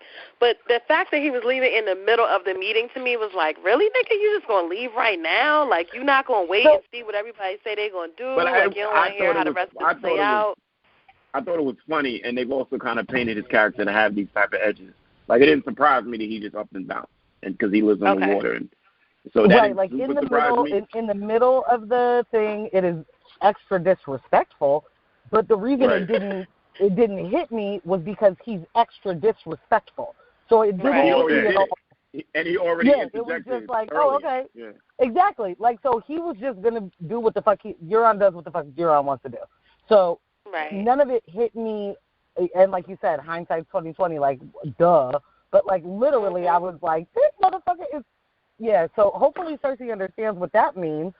If your knight in shining armor, the person that you're banking everything on right now, if he's the one that says, I'm out, hopefully you finally start to understand how big of a deal this is. That honestly, in that moment, I was like, okay, they're all going to get it then. They all understand now. And boy, was I wrong. So Cersei says her little piece, and she's like, I'll do this, I'll do that, as long as John does this. Right. John stays out of it. As long as John stays out of the conflict between the two of us, which I think Cersei was planning to twist that knife anyway. Like, she's like, all right, I'll go along with it, but you're not going to have an advantage with this North. So I want him to bow out of this thing. He has to be neutral. So I think that was her plan as well. Not just for swearing fealty or I'm the queen and she's the queen. It was just like, well, take him out so we can have a little more even playing field. Already showing you that I could handle mine, but you're not gonna have the North. Right, just us girls at this party. Right. And it was funny because she was like, so wait, you just want John allegiance? You're not gonna ask the same thing of me? She's like, nah, I know better than to ask your ass. Nah. Right. You ain't shit anyway. I don't even want your fealty. I don't want it from you. Right. And then we lead up to John being possessed by Ned Stark. Go and John just totally flips the script like goddamn noble men. I already chose up. I can't ride with you. You know what I'm saying? I made a decision here. It is what it is. I'm sorry, but it's just where I'm at right now. I can't do this. Did anybody else think this was ridiculous? The look on Danny's face though, it was like, ooh, you are going to get everything you want from me. Oh no! It's Castro. I'm sorry, it was there. So no, I did not think it was ridiculous, Castro. I felt like he couldn't lie. That he just couldn't. I know he wasn't. John is not a politician. That's what you understand. No. John, you know nothing. John learned everything from Ned, and Ned was more of a politician than John, but Ned was still not for the fuck shit. Ned was like, okay, but this is what the right thing to do is. But like Ned would think about it a little more, but John is like really naive and wholesome in that way. John's like, this is not. John didn't even want to fuck the girl in the cave, yo. She was like, here is this golden pussy in the cave. And John was like, I don't know. I think it's the ultimate parallel because John won't lie, and we're not getting ahead, but he's in a meeting with somebody that's always going to lie, no matter what. And we'll see what the outcomes of both of that is. You know what I mean? Which speaks to his being naive. It is, John didn't need to lie. John needed to not say anything. Yeah. You know, he just needed to be like, I mean, I guess lying in the way of just being like, okay. So like, all he had to say was okay. Right. He didn't have to actually go in. He didn't have to bend the knee to her. It wasn't, you know, like there is that noble man Stark shit that they put over because of Ned. But John is also noble. Smart, I feel. I feel like John knows that if he lies or omits the truth in that moment, Danny, the same way Danny will, like, run down a list of shit on Tyrion, Danny will run down that list on anybody else later. Danny's not stupid. Danny will be like, oh, the same way you told Cersei that you would. Like, that shit would fire back at him later. I absolutely agree with you. And that is it really, really, what? Most women keep a book. They're able to recant. Yeah, you don't even mean to. It's just we have better memories. No, y'all more observant. You don't even. We don't do it. I just think it's funny how. That's what it is. Exactly. Thank you, Amber. Thank you. I mean, but do make it clear that I don't hit you with that. Right. So when you said what did you mean? You know, that's right. I get that all the time. What did you mean? Because when you said it to her, it meant something else.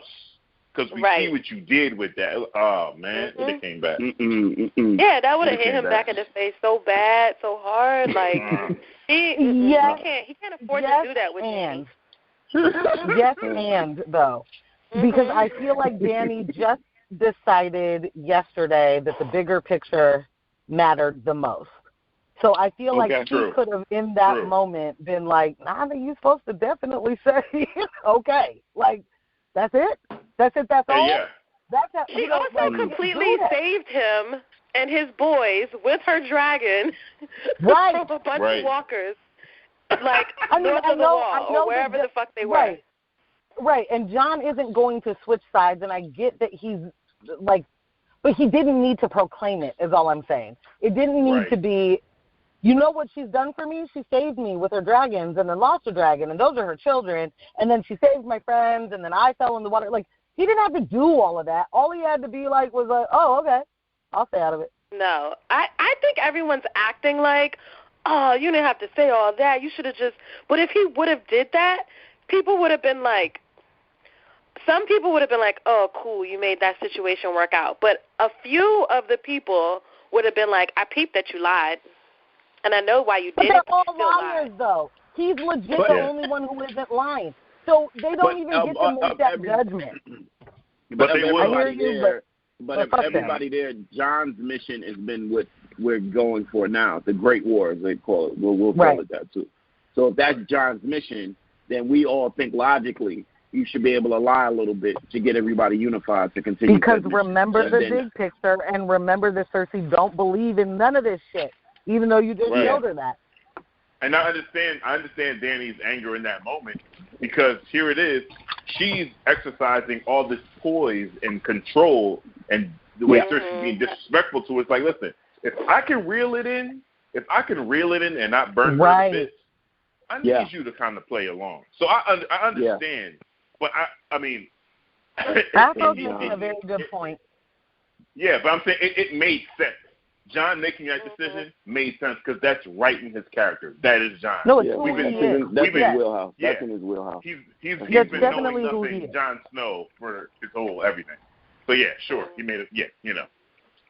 But it's definitely Ned coming. Later in the episode, that's for sure. Hello. But it's definitely Ned coming talking right through John's mouth. Right. And Rob, they're the same. Yeah. These guys, they're the same. Like, they do the same shit. I hope there's sun at the end of the tunnel on the same shit road, but they do the same shit. Yeah. All right. So the conversation he had with Danny that's later on. Okay. So I want to jump ahead. Just hold on to it. Okay. So we got Brienne and Jamie next. So everybody, so we skipping something. Don't they all kind of agree, or what? What happened? Afterwards. No, Sorry. No, I didn't mean that. Yeah. I didn't mean that. Sorry. Okay. So what I'm saying is, shut up. So John pledges the loyalty, and that breaks up the whole meeting because Cersei's offended or whatever, and she storms off. Whatever. She's like, well, why am I here? She's like, why am I even here then? We all believe in you. Because you wanted us to see you walk in. That's why. And what happened That's was exactly Danny got mad at you. We're here because you wanted to show off that outfit. You know. Wanted to show your red bottoms off. We know. But it didn't go that way, Cersei. Like, come on, don't play. You saw it.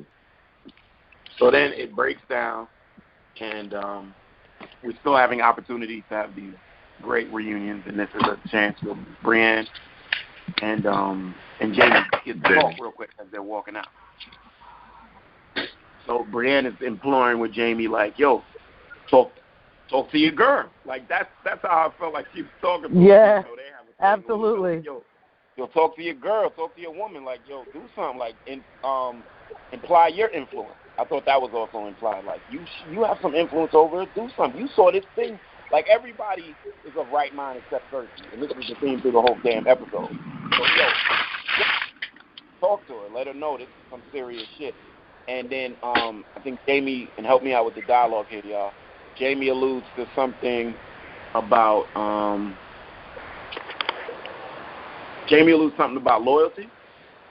And Brienne says, fuck loyalty. Which is a great callback to everything that her and Jamie have been through, the whole thing with Oathkeeper, the whole thing with her oaths about the sisters. Yo, there's no time for this diplomacy, is what she's saying. Like, this threat is real. You know, she has to get on board, or all y'all gonna die. On board. Poor Brienne. Yeah. But, I like color. Color will have a connection. I love that they still have a connection. And then it can they have to have a connection. She changed his life. Yeah. Completely.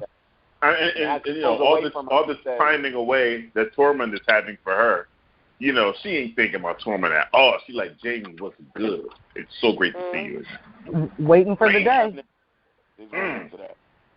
There's remnants of that. And then also after Jamie pulls away, he says, what can I say? Like, what am I to say? What can you say to a woman like that? That's what I think that means. Right. You know how it is. No, I mean, Jamie's in the position of being the one that everyone thinks she listens to, and he knows she never does. And he's the only one that knows that she doesn't listen to him. Everybody else just assumes that he has some more sway than he does, and it's really hard to continue to have those conversations when she ain't gonna ever listen to you. So yeah, I mean, I feel him. Like, what do you say to a person like that? There ain't shit I can do. Yeah, they assume it because they smashing. You know what I'm saying? It's like, talk to your girl. Like, but even the fact that they smashing is still her. He don't really want to be smashing her, and even that is like her not listening to him.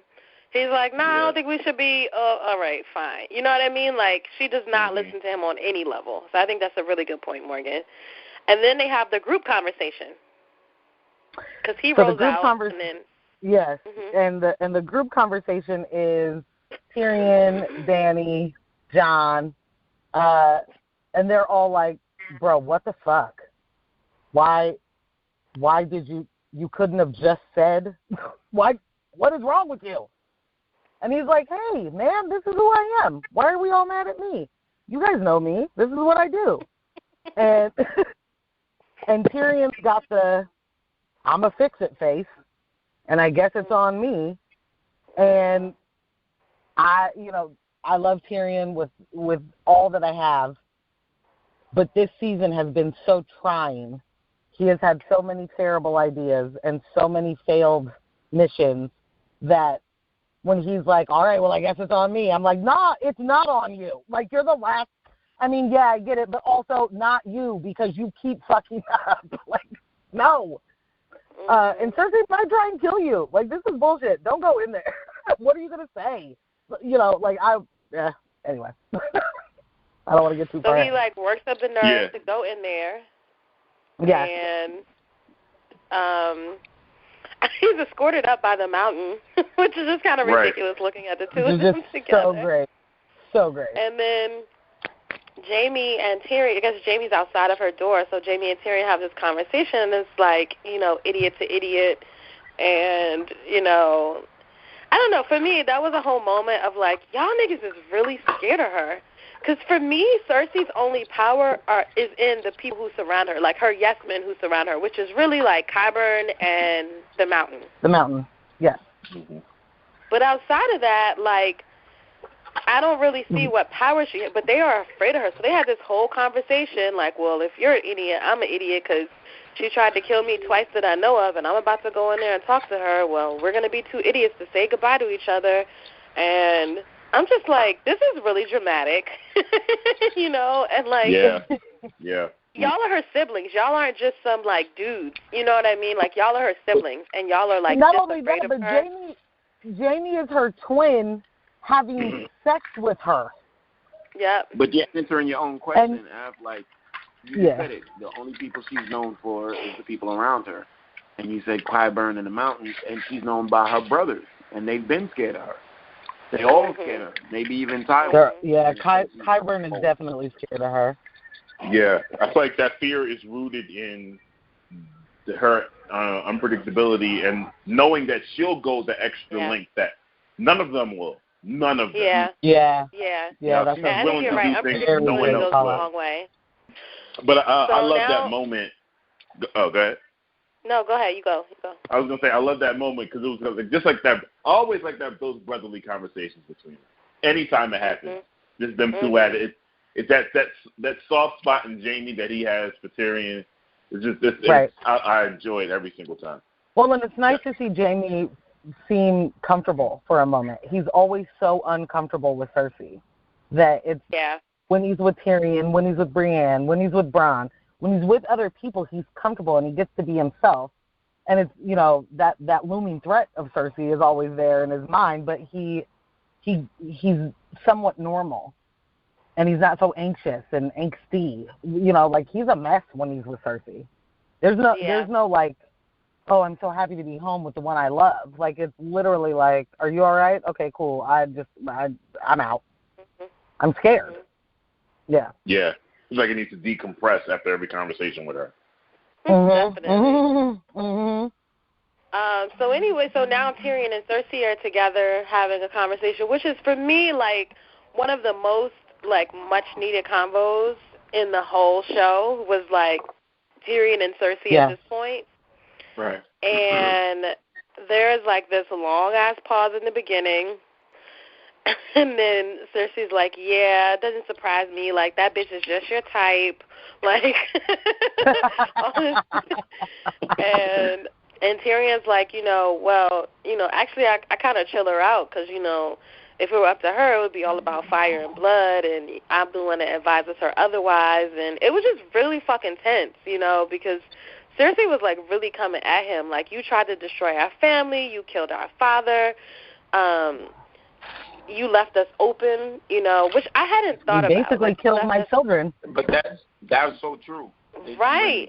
It is true. Did them open and vulnerable. So there was right, and I had never thought of that. That like everything that happened with the High Septum, everything that happened with her children, like, yeah, you're right. Those things probably wouldn't have happened if your father was around. So I could see why you really, really held on to that whole father thing for so long. Yeah. Because it was really about, like, all the stuff that, you know, happened after that. The trickle down. The fallout from that. The trickle down. And so then Tyrion starts like she doesn't care. So it's hard to understand in those moments. I'm sorry, I didn't mean to cut you off. But it's hard in those moments because the Cersei we know is a cold, hard woman. You know, like she's not.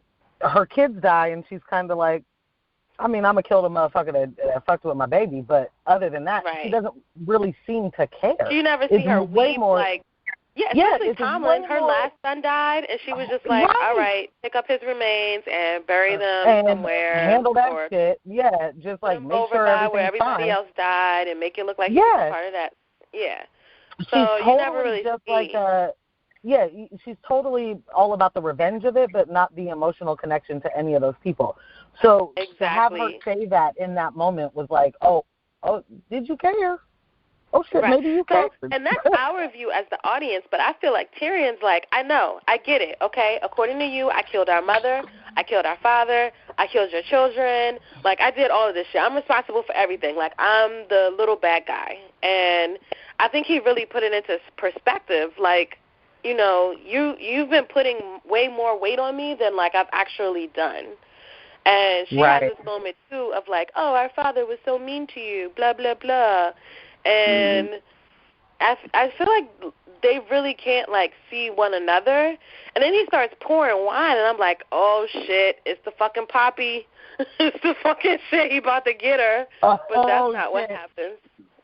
That never dawned on me. Did anybody think Tyrion was going to die at that moment? I didn't think he was going to die. I thought she was going to die for a second when he was pouring that wine. I thought that maybe there was something secret going on.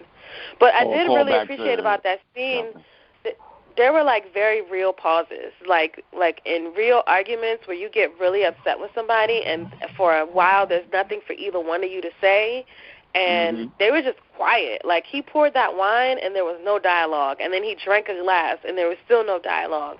And then he poured another glass and he gave it to her, and, like, it was very real to me that, like, these two, and not that I ever feel like Game of Thrones is a hoax, but I just felt like that scene was, like, super duper real, where, like, it was very you're just human. So into it with somebody. Yeah, intimate. You're so into it that, like, there's nothing to say for a moment. And then you're like, and then on top of that, you know. Right. I want to say really, oh, sorry. No, go ahead. Go on, Mark.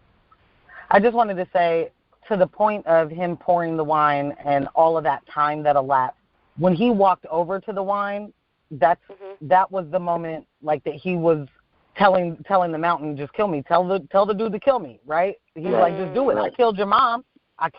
Yeah. So ain't you gonna do something? And she choked. She fully fucking choked. And it was him pouring that wine, like, okay, she really fucking choked. Okay.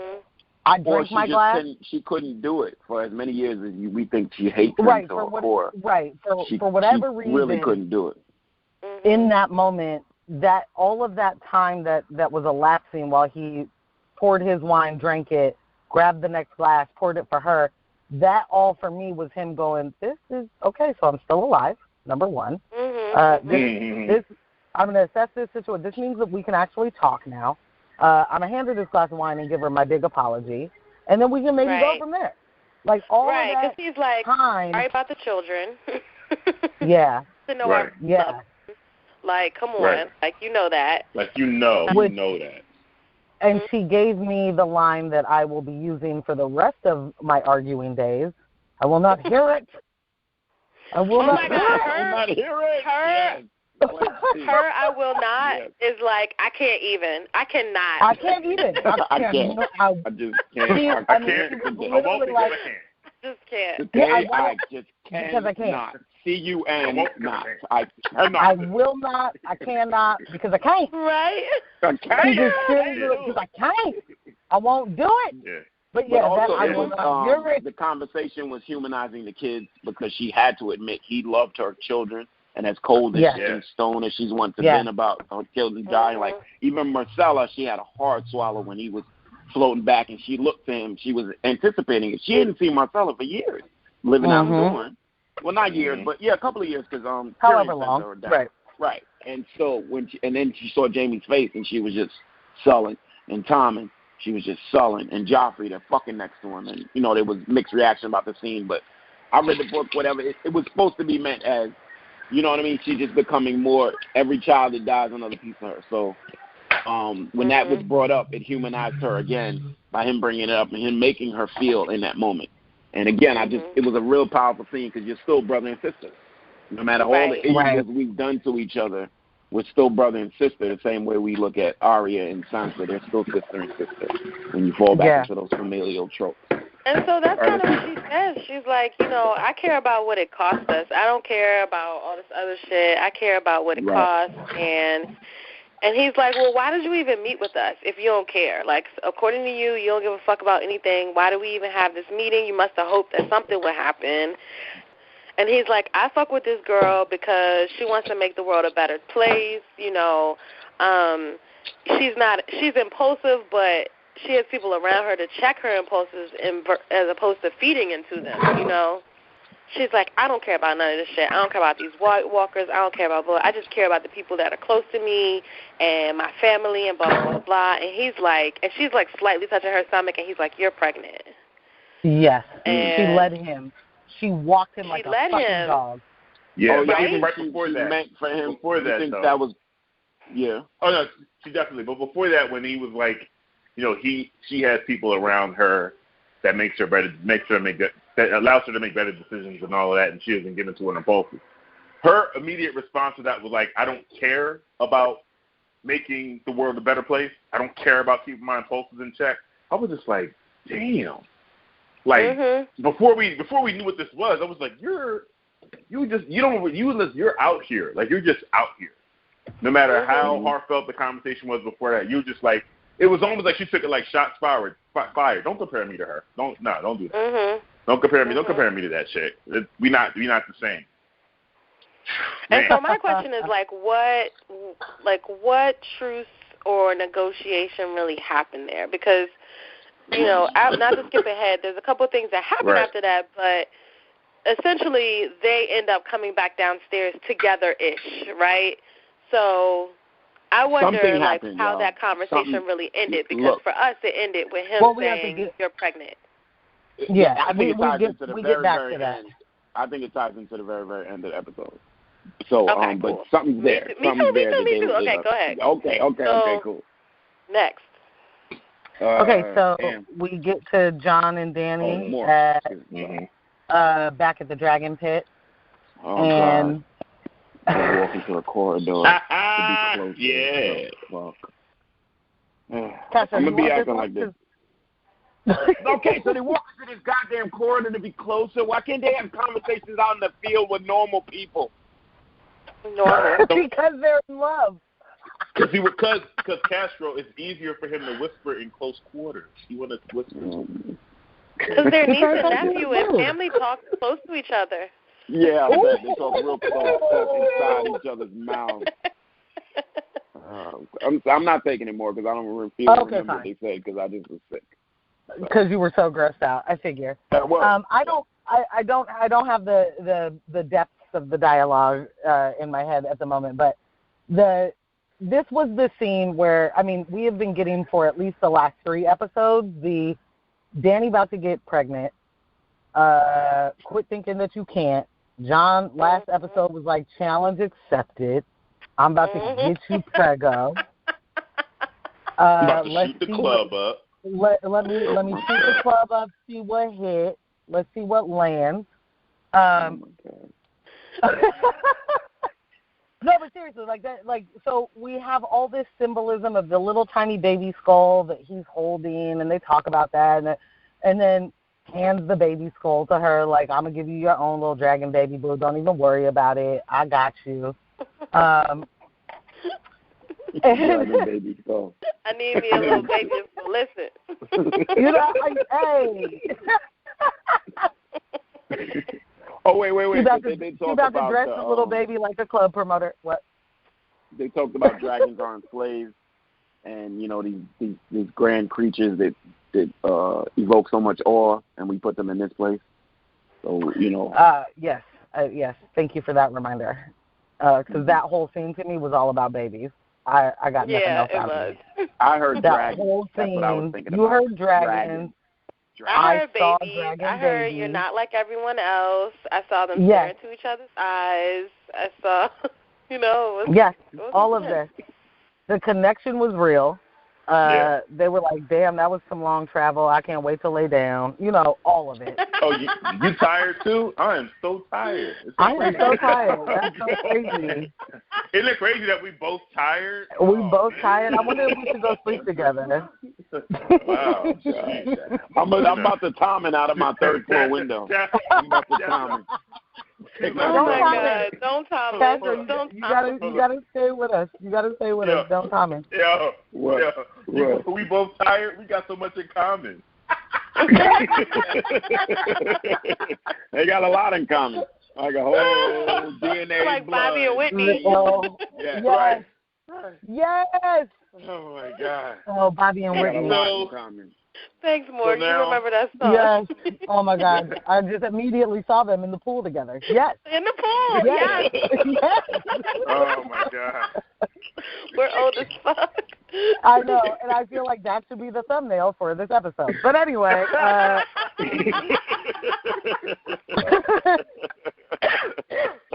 And with our title, it works perfect. So moving on. Take it away, Amber. To the pit. Yeah, they returned to the pit. And I must say, I was surprised. I don't know if I expected Tyrion to die, but I was ready for Tyrion to die. For anyone to listen to the last episode, y'all know at this point. Yeah, I'm over. I'm over him. So as they're coming back out, I'm like, oh snap. Also, good timing because they was about to I don't know, he's gonna get fresh a little bit in that corner. So that was good timing. There was gonna be a makeout session. There was gonna be a makeout session. So they're coming out and Cersei's coming out. I'm like, okay, Tyrion. So you worked your magic. Okay, all right, we'll see. We'll see what's happening here. You know, again, without jumping forward, just coming off the last episode, my whole thing is, Tyrion, I need you to understand you're not the smartest person in the room all the time. You're not. Things aren't going the way that you wanted them to go for the last couple of episodes. You've been trying to put things in motion. They just haven't gone this way. Yes, season. So now, season. You coming out like, yeah, I got this.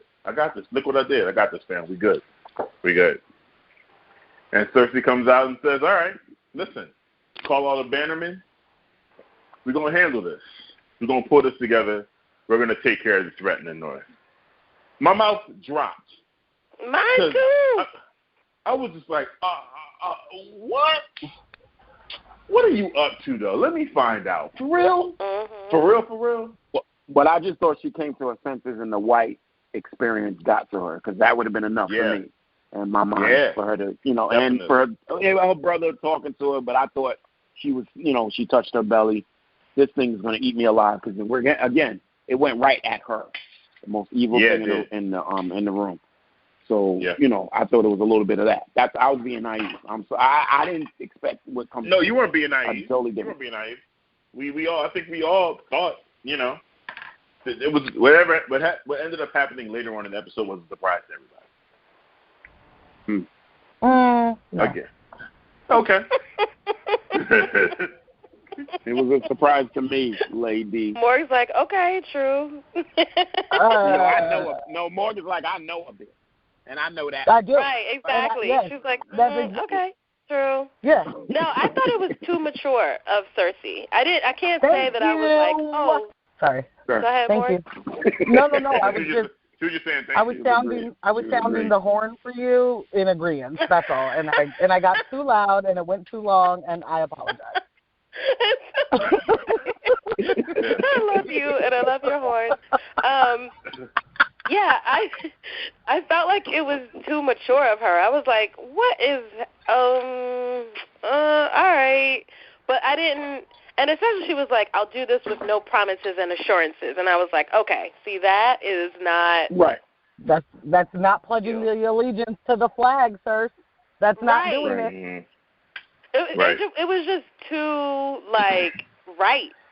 And Cersei Cersei doesn't care about everybody. She just finished saying she don't care about everybody. And then she just cares about the people that are closest to her. So for her to be like, I will call the Bannermen, and I will tell them that they are uniting with the North, and that we were all fighting as one, and then afterwards we would figure out how to fight together or fight apart. Or fight but each I other. hope you remember. All right, what so let me I ask you guys this. Then. So when she touched her belly, y'all didn't fall for any of that? Y'all thought she was playing games at that point? Okay. I didn't. No, I felt when she touched her belly, I was like, oh, right, she's pregnant. Like, I still, in my mind, believe that she's pregnant. Y'all don't seem to believe that, but I really felt like she was pregnant. And so I fell for that. But I definitely felt like her and Tyrion at the end of that came up with some sort of negotiation. Okay. Yeah. See, so I thought her bluff. I thought, her saying no, and then coming back saying, I thought her saying no was it initially. Like, this is the Cersei we know. This is, she don't want to agree to it. She went everything her way. So, but she went had the conversation with Tyrion, and she rubs on her belly and all of that. I thought, in the moment, I fell for that, and I thought Tyrion, oh, okay, wow, you finally got a W. I really didn't see what happened later on. But what happened later on didn't surprise me. It falls within her character. But at that time, no, there was no indication. It did shock that you. Okay. Yeah, definitely, yeah. Mm-hmm. Okay. Yeah. Okay, let's move on, because I'm excited to talk about the next stuff. Yeah. All right. So, Sansa and Littlefinger are talking, and I'm all in at this point. So every time Sansa is agreeing with Littlefinger, I'm like, what? Come on. Again, without saying I'm still waiting for our Scooby-Doo moment, but this scene wasn't giving me any of that. So she's saying, let's play, he's saying, I have this strategy that I think of what can be the worst outcome of these things that this person can do to me. And, he's now, you want to talk about somebody that's wet. This guy is fucking dripping and slimy. And so they start going down things, and Sansa keeps agreeing with him. I'm like, oh, my God. I'm She's kind of like a zombie. Yeah, I'm just like, yo, you just go with everything he's saying. Like, this is like Sansa. I'm really saying it. This is 3 seasons ago, Sansa. Like, you know what I mean? Just being right. And making me hate her again. I was like, God damn, I just started liking her again. I really was going right. through that. And then they get to the point where they come to the conclusion that, Arya wants to chop off your face to become Lady of Winterfell, which really makes no sense anyway. You know what I'm saying? Just what? Why? Like, well, and the thing is with that Baelish, like he doesn't know Arya. That's a person he hasn't been able to put his finger on because she's been out on her own for so long. Then didn't they see each other, and then it was while she was hiding and all of that, and like he can't play her the same way. So he simply just doesn't know her, and he's playing on what he believes is just insecurity of someone in power anyway. That person's coming for your spot. Yeah. And he's played that game with every single person. That person's coming for your spot. What if they're coming for your spot? I mean, I'm not saying that they are, but maybe they are. But the fact what would you do if they came for your spot? The fact that they're sisters comes into play in the point they make later in the conclusion. Right, okay, yeah, so I won't go too forward. But my point is, he's just pulling out his old regular Baelish shit. This is nothing new. And it doesn't work necessarily because he doesn't know Arya. Arya never wanted to be the Lady of Winterfell. Exactly. So that was the moment that everybody should have been like, okay, Sansa knows, because she just got done telling you, I don't want to be no fucking Lady of Winterfell. Here, take this dumbass back. I don't want to be the lady of anything. I don't want to be the lady of anything. Even though Littlefinger is manipulating the logical path, that's not one she would come to because she still knows her sister. Even though she feels like she don't know her. On top of that, how logical is the path? Okay, so you think Sansa, you want to sell Sansa on the concept of Arya killing her to become Lady of Winterfell. But then what's the excuse? So did you mean like Lady of Winterfell as in she would sometimes play Sansa, sometimes play Arya? Like, what are we talking about here? Did you mean he was going to stash the body somewhere and then there's in his language for how Sansa got killed? In his language, like go for the power. So now that she knows how to take but faces, I'm saying even in that though, what's the explanation of how Sansa gets killed? Like what version of Arya I think he literally meant like she would take over her, be Sansa with the face. You know what I mean? Okay, so right. So now she's Peter Parker and Spider-Man. So Sansa and Arya are never in a room at the same time. You know what I'm saying? Like Humpty Dumpty. Right. Yeah. Right. Hey, Arya, get your sister. I'll be right back. Hey, where's Arya? I just passed Arya in the hallway. What is this? Oh, Arya was running to her room, and she told me to come here. She said she's going to get something. She'll be right back. Oh, I see her down the hallway. Arya, John wants you. Grab that thing for me when you're way back. What? You need me? Dead on. And I'll be right back. And look, y'all, I still didn't pick it up there. I just thought, because I was already becoming sour right through the conversation amidst it's happening on Sansa. So when she comes to the logical conclusion, she wants to be Lady of Winterfell. Dun, dun, dun. I was just like, oh, my God, I'm shooting myself in the head with handguns. And that's where I was at the end of that scene. So we make it to the war room at Dragonstone. I think this was a general conversation about how they were strategizing to go towards to the north, and they were talking about. Oh, this is interesting, Morgan. I help you out. Yeah. Jorah came up with a plan to have her ride the dragons up to the north for her to be more safe, and for it to not look weird when she came on the boat with Jon. If there's any blowback about him taking the knee on the immediate tip. So meeting them on the shores, coming together, they might feel uneasy. They don't know this broad, so let's fly her in on the dragon to give the display. And it was Jorah's plan. And she didn't ask, but Jon alluded to having an alternate plan with her riding on the boat. And Jorah kind of just looked around like, all right. You know what I'm saying? Yeah, he was one family. It was kind of a competitive thing. Yeah, that's the moment when Jorah was like, so you really do rock with the bull. Right. Right. I mean, Jorah was also being very practical. It was like, if you're on land, it only takes one bow and arrow or one, shot your way for something to go wrong. So I think the way he said, I think you should fly, to me was just really interesting. Of I think you should take a plane, Right. Yeah. You start looking at him like, Jorah, haven't we all been flying, though? Haven't we all been flying and taking both buses around? Come on, Jorah. Come on. Jorah, we've all been doing that. Right. Yeah, wink. Come on. But also the implied defense of being on Drogon. Nobody's going to fuck with you. You know what I'm saying? And he responds instinctively to protecting you. So, of course, Jorah's plan is more sound from a military standpoint. And that's why we wanted Jorah with her seasons ago to help her out with all of this shit upcoming.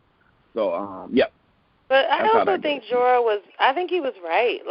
I feel like they went with a plan that was more like, we'll look like a united front kind of deal. But there's we just talked about how majestic it is when Daenerys lands on her dragon and walks off of it. It's foreshadowing, because the boat ride is, yada yada. Yada yada. Right. So I think that has to play with it too, just on the storytelling aspect. Right. But also Jorah looking butthurt. Exactly. It adds to the whole friend zone Jorah talk. He is putting himself right in the spot of being next to her and so far away all at the same time. Right. And he was so willing to do anything to be next to her. And we're watching him still be willing to do anything to be next to her, no matter who is in the way at that moment, and those moments where she sides with Jon instead of Jorah, when it is a sounder plan, when Jon is saying the wrong thing, and Jon is saying the wrong thing for selfish reasons. I don't even think that his plan was like, oh, no, we should be a united front. No, he was like, we need time together on the boat. Yeah. Sorry, Castro. Yeah. Sorry, yeah. Castro. I mean, because I know that move. So, right. You know that literally. Just like we going the same way? We going the same way? We're going the same way. You need a ride. Do you want to split the cab? Because we can go together. Stop at your place first. Right. I gotta grab a few things. Let me get my jammies real quick, and I need my toothbrush. Do you want to come up? God dang it! I don't know. I don't know how long that. You want to come up? I might have a drink for you too. I might have some wine. I hate all of y'all. I hate y'all. But that's really what John. That's what John is doing. John pulled a Netflix and chill, and Jorah was like, "Mother bitch, no! Yeah. Well, yeah. You about to kill my woman? Like you must not love her like I love her. What are you doing?" Right. Okay, can we and I really mean this. Can we just zoom through this next part? Yeah. It's the you. Greyjoy stuff. Yeah, it's you. All right, so both of them. So go for it. Both of them are me. So John and Theon, that was cool. It was cool. It would have been better if this was, I guess, to me, I think if they only had one reunion instead of the two, the one on the beach and now this one, and Theon's looking for some forgiveness, and John's like, look, I'll give you, the one on the beach was really quick, though. Yeah, I know, but I'm just saying, just dramatic beats.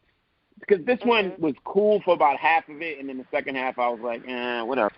You know, me, I still don't really like Theon at all. So John forgave him for what he could. And what I liked is, again, a lot of this stuff in the episode is foreshadowing stuff that comes later in the episode. So he's telling him you were still influenced by my father, so you're Greyjoy and Stark. And I think that was something important for Theon to hear because he kind of wanted to hear that for this whole series. You know what I'm saying? No, he needed to hear that. Yes, that's more accurately. And he's had conflicts of identity simultaneously, wanting to be all Greyjoy or wanting to be all Stark.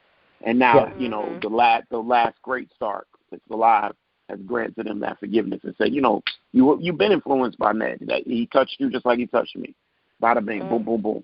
And he says, you are this, you are that. And he's like, what are you still standing here for then? Why are you talking to me? You got to go save your sister. So that's that scene. They go outside. Unnamed Ironborn 2, because he has more. You remember he has the lines from before. If you tried to save it, now he's unborn. Ironborn number 2. So he starts going at him or whatever. I thought it was hilarious, the turning point of the fight, but it's pretty unrealistic. Trust us, guys. Even if you don't have one, it still hurts to get me down there. Whatever, but he needs them, and it's like that's his spinach, and he's like charged up again. Totally. He's almost beaten to a pulp, and now you press my magic recharge button down there, and it was kind of funny though that was what he need him down there twice. That was the turning point of the fight. I'm sorry, y'all. If y'all look it up, he killed him. Theon killed that guy. Like he beat him to death. They just left him there. If you watch the scene, he's just laying on the beach. That worked for me before the magic button move.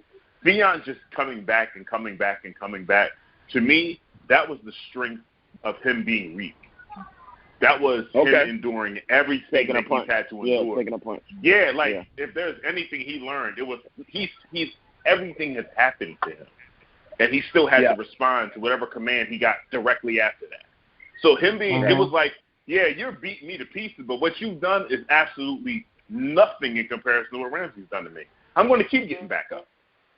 So that's the way I saw that. But yeah, when it got to the whole knee in him, and I was like, okay, I guess that works too. Yeah, that was a sign. That's what I was saying. So, but it was, but these little notes are fan service, and I appreciate it because they're putting this stuff in here for us. These little beats and notes. Go ahead, Ab. I thank you, Am, for that input because that added some context for me. But other than that, it was like one of the worst fight scenes I'd ever seen on the show. It was one of the most corniest, fan moments of let me satiate you guys in this way. It was just wow, it was hard for me to watch. It was just yes, I said I wanted to see Theon do something, but this was just it was but too comic for me. This wasn't it. It was all right, thanks, John. Now I'm going to march out to the boats where these guys are just about to leave. And I'm going to tell them we got to save my sister. And it's like, nigga, your sister's going to cuss you the fuck out. Your sister's going to kick your ass is what's actually going to happen. You know, like, it was just like. Yeah, your sister don't fuck with you no more. Yeah, and I'm with Castro. Like, I get it, but, like, that moment, like, you get neat there and, like, oh, that brings out these superpowers where, like, now you're able to fuck this dude up. Like, I don't know. It just wasn't very believable for me. But I was like, all right, cool. I guess we got the point across of, like, that's not how I wanted to see Theon, like, come back. You know what I mean? Well, yeah, I don't think that this is go ahead. No, not a defining moment, Morgan. I don't think so either, but definitely I agree. Of the season. Worst scene of the season. Just, I appreciate the fan service because we're getting to the end. I'm just being a realist. I'm just getting swept up in it, you know. But I like how we slice it up afterwards, and then that gives us a chance to critique what they did well or didn't. And that's what I think. What you're saying, Half, is what I was saying about the earlier scene, just connected with Theon's whole thing this season. Some scenes could have been pulled out, and I would have had a little stronger connection with whatever the fuck is going on through him. But again, y'all, I don't like it. I haven't, you know, since he was fingering his sister. Like, it just. You know, he's getting what you get what you pay for with this kid. So I hope he just has a heroic sacrifice. That's all I'm looking for with him. And how he gets there, I can kind of care less. Yeah. I think I'd be cool if you never brought that moment up again, Castro. That whole fingering sister, like, if you never talked about it again, I'd be okay. It's the only thing he cares about. That's the only thing he thinks about when he thinks about Theon. He doesn't even think about again, but let's take a step back though. Again, Castro is selective about the incest he doesn't like. Exactly. Stop. I brought that point up, y'all, just to say that he's a scumbag. He has his moment. I was going to reference the scene right before when he was messing with the handmaiden on the ship, the Bubtooth girl. Like, Sure you were. He was a certain type of. Anyway, I don't like him. So the things that happen to him, so big. You know what I'm saying? They don't matter.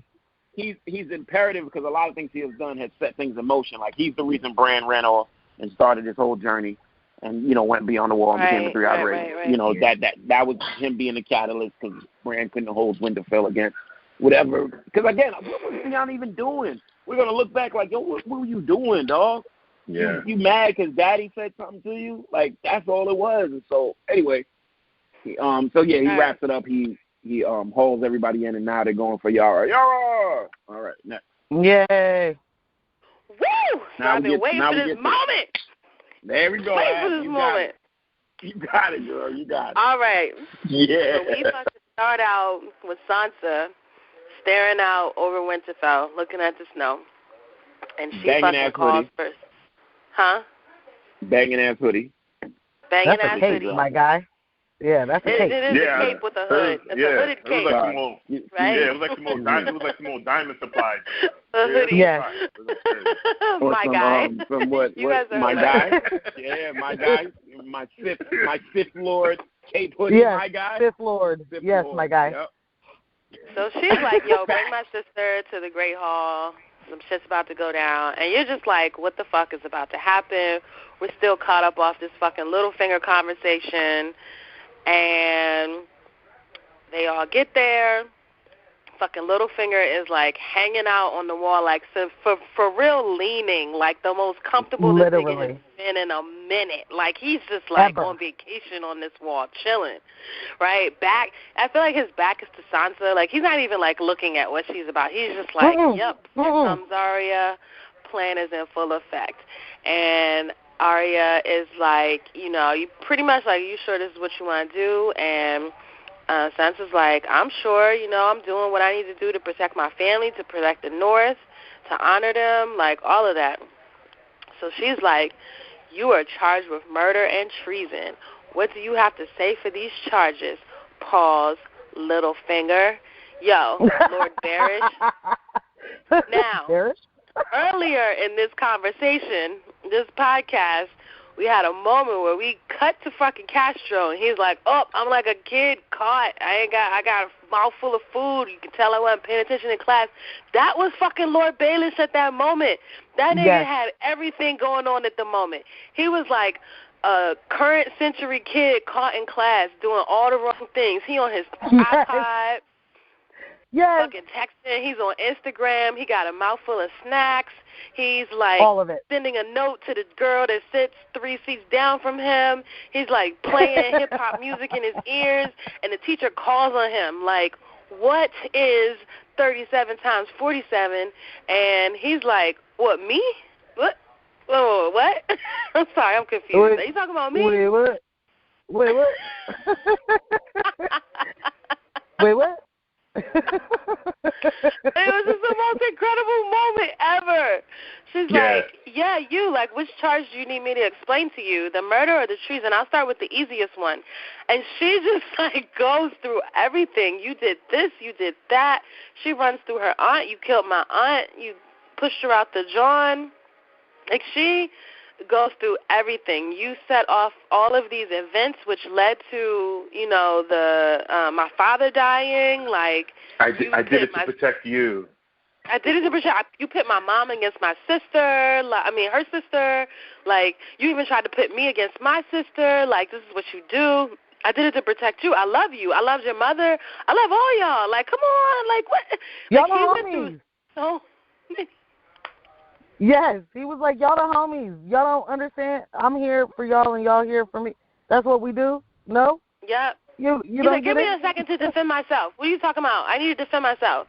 And then I thought he was, like, really going to head into defense, and he was like, I command you to take me back to the Veil safely. And then homeboy was like, nah, I'm good.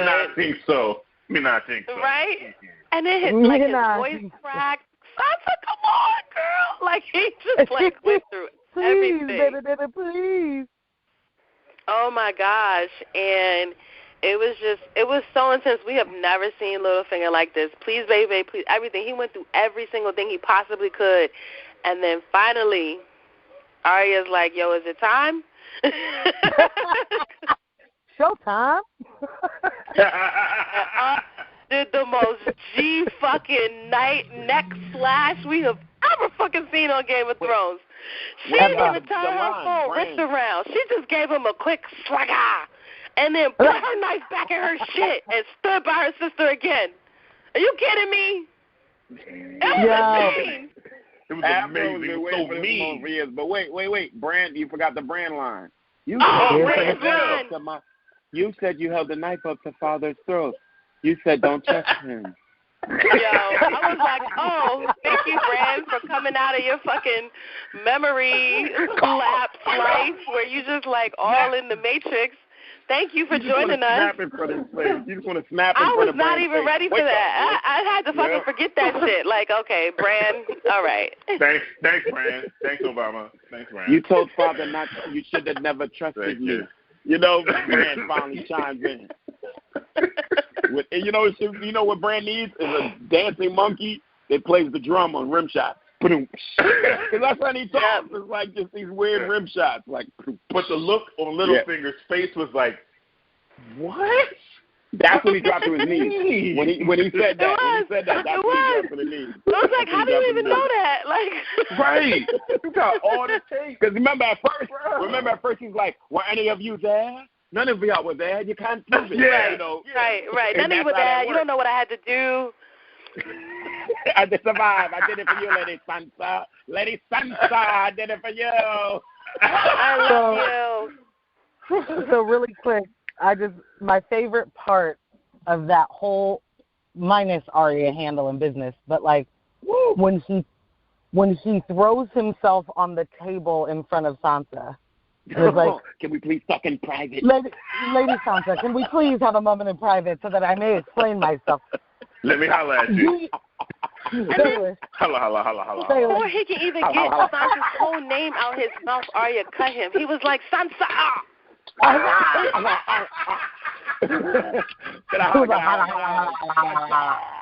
Yes, I love they let the blood. Look, you notice that nobody in the hall moved, and I was waiting for somebody to Nobody. Nobody. They all watched them. Nobody did anything. Like barely moved. They turned when they all turned to him. Oh man. Yep. I mean, all right, but y'all, this is a great death. We have to give the props. This guy's been with us from Chaos is a Ladder, season 1, episode 1. We heard his story about how he climbed up from being just a peasant boy working on his family's farm and doting after Catelyn to being on the council with the hand of the king and all that, right next to the king, and still maneuvering amidst this chaos. He was a powerful character, but also his death signals the era of the scheme is gone. The political game is irrelevant because the dead are coming. As cliche as we say it, that's what's happening. Right. So he's irrelevant every step of the way. He's becoming more irrelevant every snowflake that falls. The old rules and ways about going about anything in this realm is what's returning. Magic plays a huge part in Bran knowing what's going on. You know what I'm saying? Arya is a faceless man. None of these things are traditional. Everything is going back to all this. Yeah, so he's again, like I think Tyrion is. They're in a place where they're not comfortable in the culture anymore. It's like, what do I with my current outwitted? Right. Where do they fit? Right. He got outwitted by the kids, y'all. By the kids. Yeah. The kids. You've been killing kings and lords and ladies. You got outwitted by the kids, man. It's time for you to go. You gotta get up out of here. I mean, it's a great tragedy where the children honor the death of their father. When they were running down his crimes, I didn't realize how much he had to do with their family, their specific family, dissolving and destroying himself. I just put him in I put him in the hamster wheel of he did everything. He set off everything. He's the fire starter, but he really destroyed the Starks. And when they was listing off his crimes, that's why I'm glad Bran was there, because it allowed us to get every crime in there. You gave her tears of leaf to give to Lord Aaron. You killed him. You told her to write the letter to send us against the Lannisters. You betrayed my father, which led him to get arrested and try to make some stupid deal and let his head get cut off because of Joffrey's ass. You sold me to the Boltons. I'm glad that came back up. When you said you didn't know about this kid, and I ended up suffering one of the worst stretches of my life ever. I did that to protect you. She was like, no, you did it so that you would have another position of power. Yeah. Like everything. So do we think that they all talk to each other, like all the siblings? Oh yeah. Off screen. Yeah, they did. I think it started all of this. I think it started at the werewood tree when they did that cutaway. Yes. When he gave her the knife, and then next thing we saw was them walking back from the werewood tree. I think the conversation started there. And but what was the implied tension of Sansa and Arya in the room though? Because that was just them two. So it wasn't like they were putting on for somebody else. Wow. When she turned the dagger to him, I think that was more implied. Like, I've turned into all of these things that you might be scared of, Sansa, but this is our focus. But don't be scared of me. Right. You see that? Not in hindsight, it makes a lot more sense. But remember, we were like, what's this scene about? So, all right, let's keep it rocking. All right, so next we got Jaime and Cersei at the mat. So it was good. It was good to see Jaime out there talking to the Bannermen. We're going to get these troops together. It's going to take us a fortnight. Bam, you got 3 days. Let's get it cracking. Oh, Cersei's here. I'll get back. Let me holler at you guys later. Cersei comes in. What are you doing exactly? We getting the troops together so we can go ahead and make this move. And then she says, I always knew you were the stupidest Lannister. Damn! Can you cut him a break ever? No? You can't? That's terrible. Nope. You're a horrible person. So now we all know who's the stupidest in this conversation. Every word she fucking says is stupid. She just cut him and cut him. So now he's like, wait, I gave my word. And she was like, listen, I'm not siding with none of these Dothrakis and that chick with her dragons. Let them deal with whatever's happening in the north. And then when they're done with that, we'll do what we got to do. We got the Gold Company army. We're gonna be good. And it's like, okay, Cersei, I feel like you weren't at the presentation where you texted me the whole TED Talk. Would you text me the whole TED Talk? Because whoever dies, and most likely it will be the men of the North, those numbers now become White Walkers. How did you miss that part of the presentation? And Jaime is just like, what are you saying? What are you talking about right now? Tension builds. We got the mountain here. He's like, listen, man. I thought he was. He turns to leave. And she's like, I told you, nobody walks away from me. Nobody walks away from me. And for a second, I was like, "Oh, we about to lose Jamie." Me too. Straight up. He had a look in his I thought he for, was. Yeah, for a split second, he had a look in his eyes like, "All right, just okay." I'm gonna just do it. He welled up. Yeah, just do it. Welled he up. welled up. Yeah, right there. He welled actually welled up. And then he was like, "Man, you ain't gonna do this. Man, come on, man. You ain't gonna do this shit." Yeah, like I told you. But he also pointed to when she made another allusion to the baby. He said, "Ain't gonna be no baby. Ain't gonna be no carriages. Right. Ain't gonna be no strollers. Right. The dead are coming." Yeah. Like 100,000. You're still not listening. You're still not listening. 100,000, he said. When John gave him the numbers, he said 100,000. Like Jamie's eyes lit up that early in the episode. He was like, said 100,000. So when he walked away, and she stood up and walked behind him, like that was huge for me. I was like, damn, it's a wrap. Like this, and all of that, it's over now, Cersei. It's over. You and Jamie are done. Now this doesn't fall in line with my prediction, but man, that was crazy. I thought he was gone. I thought she was gonna kill him. I really thought that when she gave the mountain the order, he unsheathed his sword fully. I said, "Oh shit!" And then when he called her bluff, that's when I realized the mountain reads her silently as well. That was awesome. She could have gave him, because remember when he walked all the way off, she clenched her fist, like, and that they're broken up, y'all. That's what I think. Yeah, they just broke up. That's what I'm saying. They broke up. Nah, they just broke up. He's not sleeping on the couch. They don't go together no more. They don't go together no more. He can see other people now. He can go see other people. They're on a break.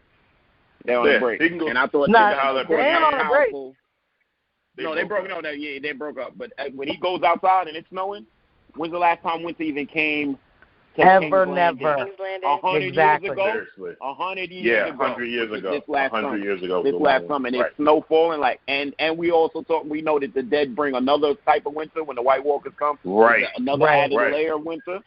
Yo, it's serious, and that that was huge when he went out.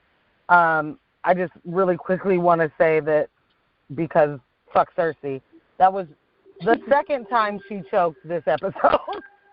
Yes, good point. I'm sorry. He couldn't kill another brother. Couldn't kill another brother. Yeah. And the mountain, if he does think, is like, damn, bitch, what are you doing? You out here throwing out hard lines like Trump, but you ain't doing shit. What are you doing? Right. Yep. So next we got Sam arriving at Winterfell. And ooh, boy. I will admit, I was happy to see Sam.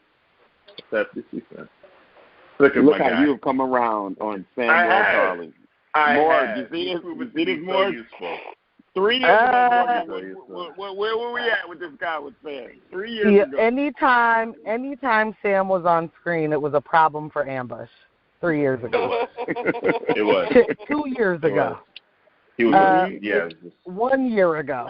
He had such a problem with Sam. No matter, Sam just legit could not get it right for Sam. Sam would yawn. He'd be like, "Here goes Samuel Tarly." Hey, here goes Sam yawning again. Why you always gotta yawn so loud? Why don't you do something with that dragon glass? When Sam dropped the dragon glass, Sam rewinded that episode a couple of times. He didn't tell y'all, and he made sure he saw that Sam dropped that, didn't take it with him. And he was like, "You idiot!" He was building an entire case. The DA, the ambush, the DA against the people versus Samuel Tarly, and he was the head prosecutor. So here's my problem with Sam arriving. All right, I'm with it. I get it. We're moving at a fast pace. There's certain things we don't even see anymore. Blah blah blah. But how Sam get to just knock on Bran's door like that? Okay, Arya had to go through a lot just to get through the fucking front gate. Okay, I think guards been ineffective. Knocking on bedroom doors. Well, I think them guards been ineffective since Arya. I think they just didn't show us that. He had to get vouched before he could bring the cart into that. I think they just skipped over those points to kind of just keep the scenes moving. Fine. Because you're right, So when fine. But that's bullshit. No matter what, though, it's bullshit. You see, I'm championing Sam now. I'm riding for. Yeah, you are. I know. So when he came in the room, we never knew you, Aaron. We never knew you. So when he came in the room, man. and Brent's like, Samuel Tarlin. They're here. It's nice to see you. Bruh,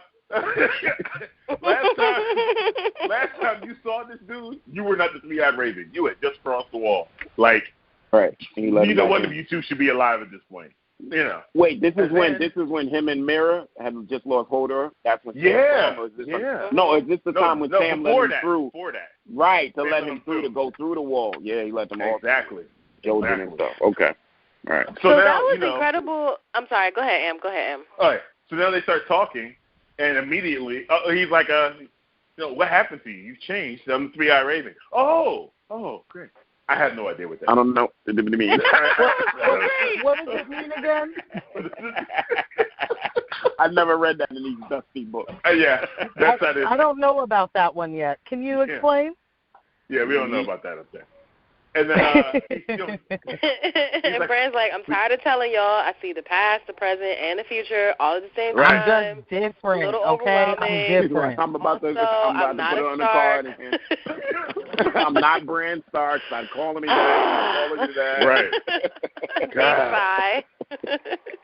Yep. So then he's like, we got to tell John. He needs to know. It was like, so now we're realizing Sam and Gilly did have the conversation. Gilly brought it back up. Either that or Sam was actually paying attention. Nah, I can't give him that. He wasn't paying attention. No, they talked it over in the ride. They talked that over on the ride there. He said he was transcribing the journal, so he probably looked it over with Gilly like that was part of his task. He said he went through the whole journal. So he did say he transcribed it. So now it's like, we got to tell John. And I saw a meme, and they were like, okay, so you mean to tell me Brand knew all of this but didn't know about them being married? Come on. But I think he's a lot, Am. You the one who put us on, okay? It's a lot you for have him. to direct him. Right. That's what I'm you got to know what to zoom in on. You can't leave all that on him. Exactly. So I read the meme, and I'm like, come on, guys. Why isn't anyone else figuring this out? We've already, he just doesn't have wide, sweeping knowledge of everything. It's still coming to practice. You know what it's like? You know them Bob Marley pictures that are made of all Bob Marley albums, and they pull back the big picture?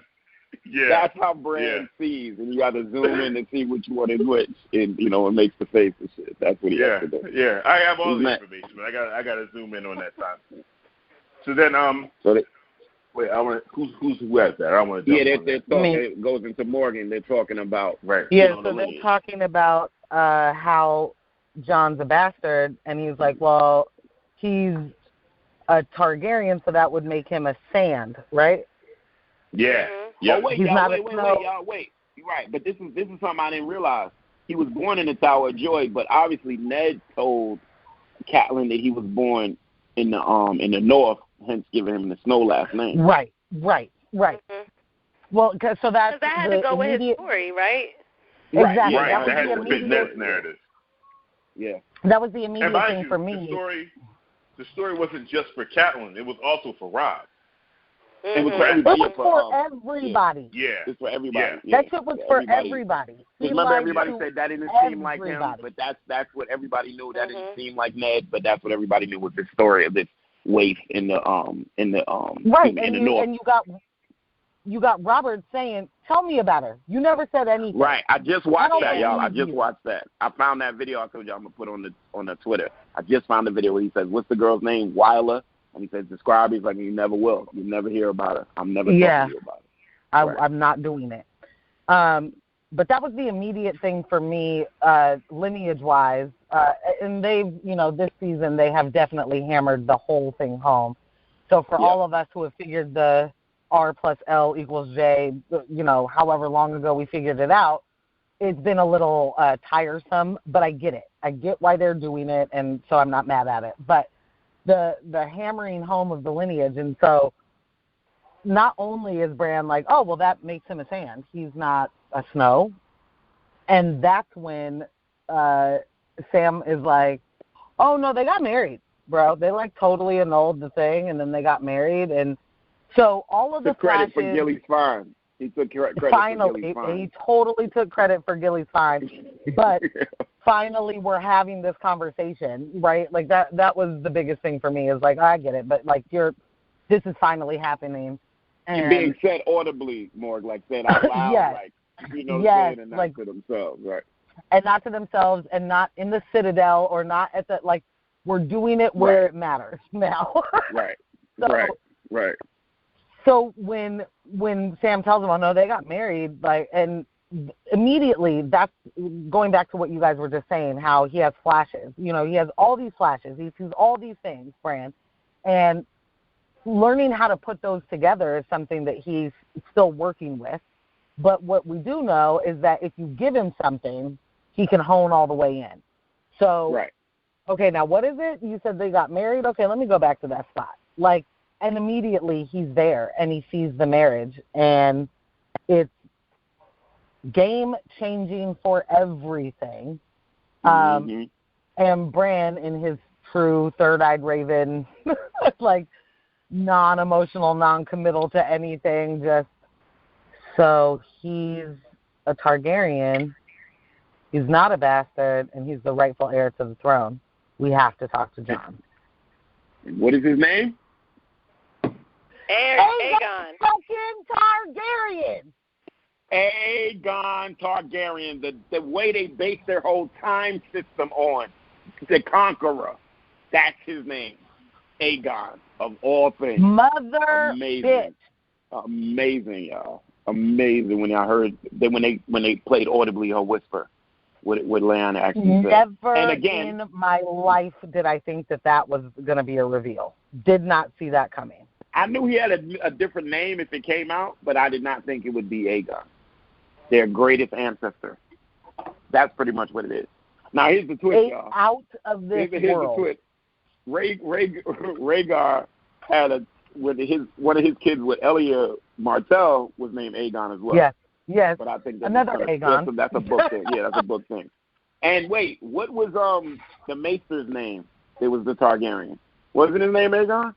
No, it was like no, it wasn't. No, it was like Egan or something. It was real close to it though. It was like Egan or Aaron or something like that, right? Right. Okay.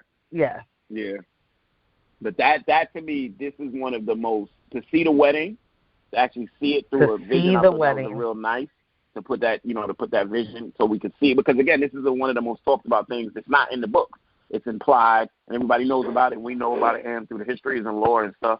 But to actually, when they put it on film, that always is a nice touch to these things. And that his name is Aegon Targaryen. I was blown. And then something else is happening.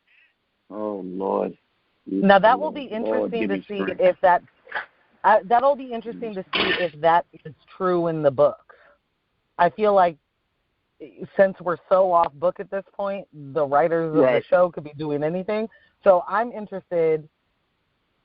My plan is to read the books once the show is all the way finished. So I'm eager to get through that, to be able to read the books and see if that was always his name. And all these book readers have been like, y'all dummies, you call him John. He's Aegon. Right. You know, like they've been so holier than thou for so long. But yeah, it'll be interesting to see that. So moving on, that was huge. That was enormous, and that has to we've been waiting for that moment for so long. And this entire season, we've all of us have been like, Sam, you have to talk to Bran. Like, what are you doing? Let me ask y'all this. And I want anybody can chime in. Let me ask y'all this. If we weren't aware of book readers, didn't read the books ourselves like I did and you will, would we have, no, sorry, I don't even mean to phrase it. Wait, I'm sorry, you read the book? Yeah, he says it all the time, Morgan. I don't believe you don't know this.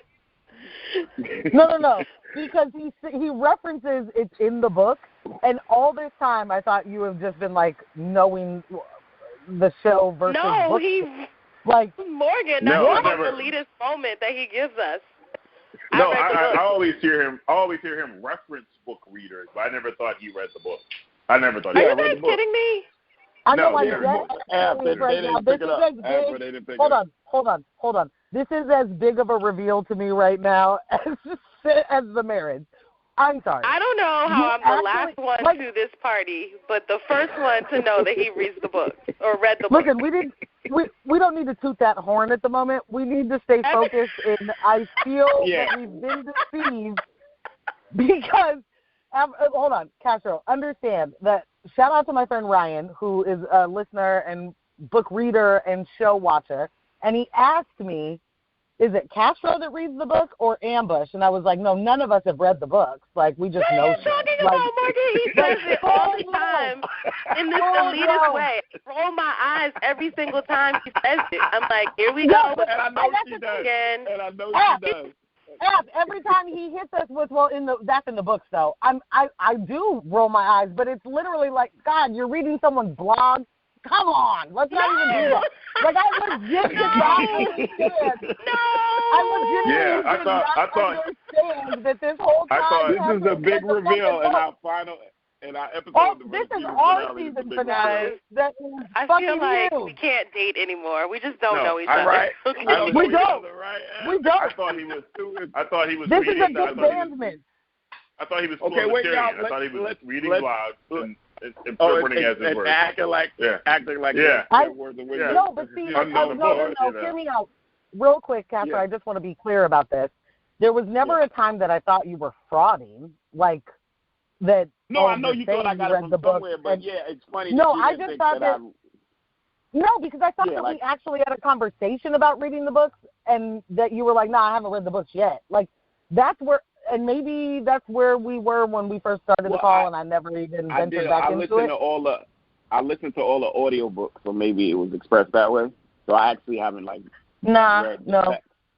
Oh, okay. Maybe maybe you said I didn't read the book, and I left it at that. And I did tell y'all this, that I double or triple time when it was John's chapters because I hated John back then. So like every chapter is a person. So when it was John's perspective, I always sped it up so it would go faster. Wow, yes, I remember that now. I do remember that now. Okay, but here, I want my question now. Hear me out, y'all. Would we have been so in tune with R plus L equals J if there weren't book readers pushing that agenda on us? Would this have been some super surprise if we were just show watchers and there were no... I don't know these book readers you speak of. I am a show watcher. So... Okay. They're out there. Yeah. So I'm raising my hand, and I think that, and this is not in any way to sound elitist because I don't want to, but I just had this conversation with Ann. I think that we watch the show differently than a lot of other people, and that's not to say than everyone, but I think there are different tiers of people that watch shows, right? And I casually watch a bunch of shows. Like I can watch a bunch of like little, New Girl or something where I don't have to really pay attention, but I still know what's going on. And I think there are, I know for sure that I have friends that watch Game of Thrones that way, where they know, surface shit, but they're not really honing in and paying attention the way that we do. They're sure as shit not having wrap-up calls that turn into a podcast. You know what I mean? Like, I think that we watch differently. So we're paying attention to so many different angles that aren't necessarily even in play at that moment because we've been paying attention, because we've rewatched, because we talk about it, because getting other people's perspective makes you think about things differently. So I think that we watch the show different than, some people. So even when I'm reading a review or reading someone's theory, I will read the theory and be like, okay, you clearly don't watch this show. You know what I mean? Like you're not watching it the way that we're watching it. Yeah. So or even the extra materials that we ingest. Yeah. Exactly. And so my thing is, do I know 100% if the internet didn't exist and, we didn't have the opportunity to get that, little extra tidbits that we would have got it? No, I don't know for sure, but I kind of think we would have because I think that we've known for a very long time without it being a solid actual answer for us. Apparently it was for Castro because he read the book. But for us, it was a theory for many seasons, and we were just like, we're waiting for the big reveal. Yeah, there are people that are experiencing the show in a vacuum, and they come up with these, like, we've seen some of the theories over the last couple of days on YouTube. Some of the things they're coming up with are like, what? So these are the guys that the men and women that watch the show a level above us, and they're combining book stuff, and they're combining the stuff from the shows, and something may be happening in the other spinoffs, and they're coming up with all these theories. Did the eyes of the sword light up? And it's like, what are you talking about? What happened? Back it all down and just chill out. But as far, that was the one I was like, okay, y'all tripping.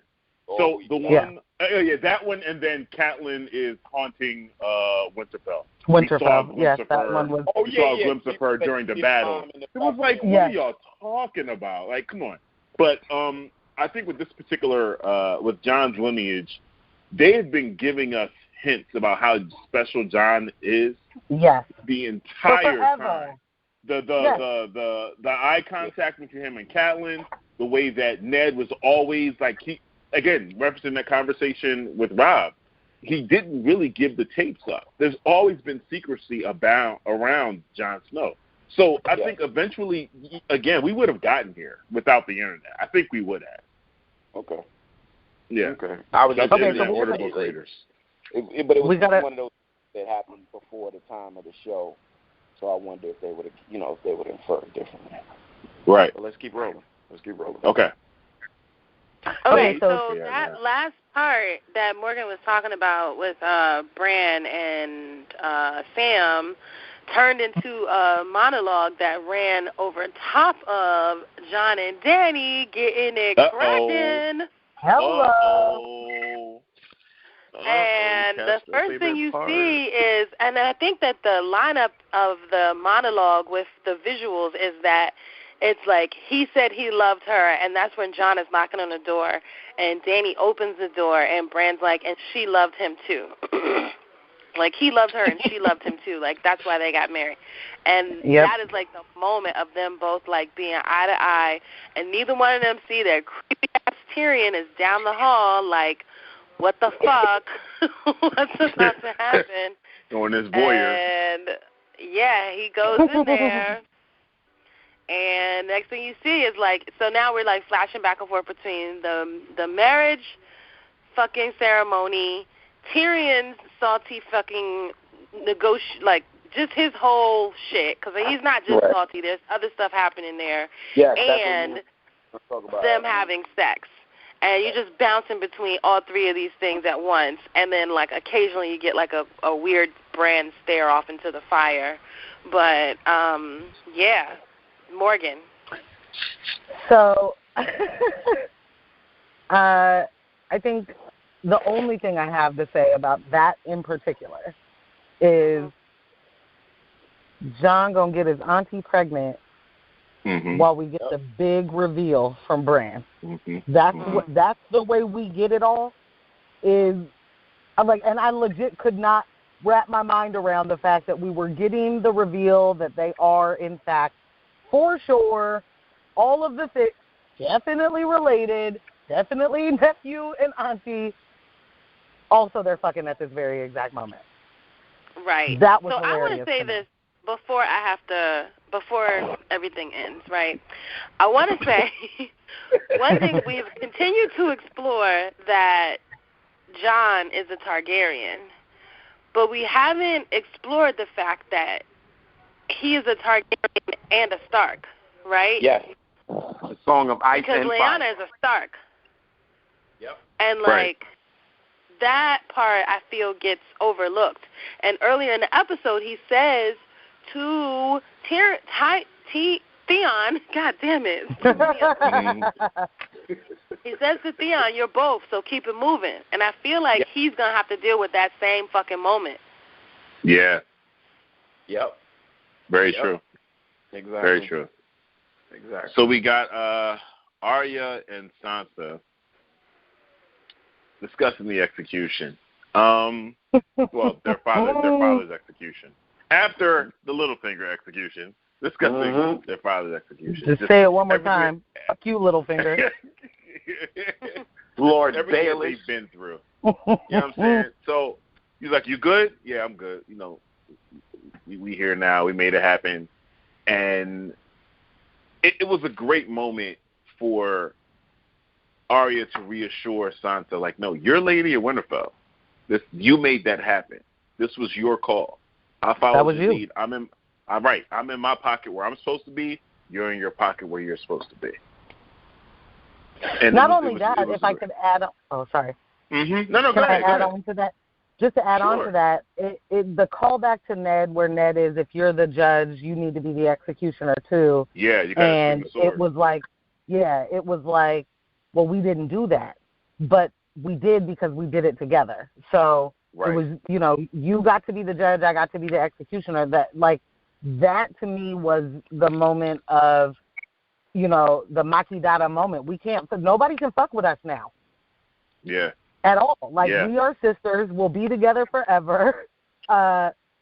Anybody that gets in our way, you know what we can do together now. Don't forget it. Right. That is awesome. So we're to understand at this point that Sansa has full control over the veil. Yeah. Yep. Good point. I didn't even think about that. Yeah. That's a fantastic point. I didn't even think about it. I don't want to jump ahead, but I think this is a glorious moment in Starkdom and a glorious moment for Winterfell. But their geographical proximity makes this short-lived victory. Not even matter. Right. So jump to the weirwood tree. Yeah. Okay. So Bran's at the weirwood tree, and I didn't notice this at first, but then I did notice that he had warged into a raven flying by the wall where he saw. And so you see him bearing witness to all of this that's happening. So Am, take it away. So Tormund and Beric, they're at the wall. They see the walkers coming through, and I want to make sure I want to go too far. They see the walkers coming through. When we saw we've seen these numbers before. There was no surprise. It was kind of reaffirming the realization of how close they've been this whole time from the last episode. Because again, Gendry ran there within 12 whatever, however many hours he made it there. He ran around the block. He hit Wawa, came back, and then boom, he's at the wall. So when they all come through the woods like that, and it's all of them there, and then they just stand and wait, it's just like, bruh, it's like, what's happening right now? Afro, I don't want to take your moment. Yeah. Can I just say really quickly that I was like, wait, but y'all really there already? We're here already? I expected this to happen next season. I did not expect this to happen for the season finale. That was the part where I'm like, we've been fucking paying attention to how fast everybody else moving, but we have not been paying attention to how fast they're moving, even though fast is slow as fuck. They're on accelerated so that actually kind of makes sense if we look at how many trips have happened between everybody else. Yep. You're absolutely we have not been thinking about. It's still, I was still looking at it as there's however many of you walking very slowly. You guys don't put a pep in your step ever. Well, apparently they can run. We saw the one run to Cersei. Well, yes, we do know they can run. But my whole point was they've been walking so slow. They've just been chilling. They've been on this vision that's quest. Like the fucking tortoise and the hare. Like the niggas keep steadily moving slowly at the goal. That's what I was going to say. Take into account they don't have to rest. They don't have to stop. Everyone else they don't got to eat. They got to do shit. Yeah, they got horses. They got to give their horses a break. Yeah, they just keep walking. It's like, their Jason. Mission, not their mission, the Night King's mission was to round up and kill every last one of the free folk and make them part of the army. Right. That's his entire army, all of that population.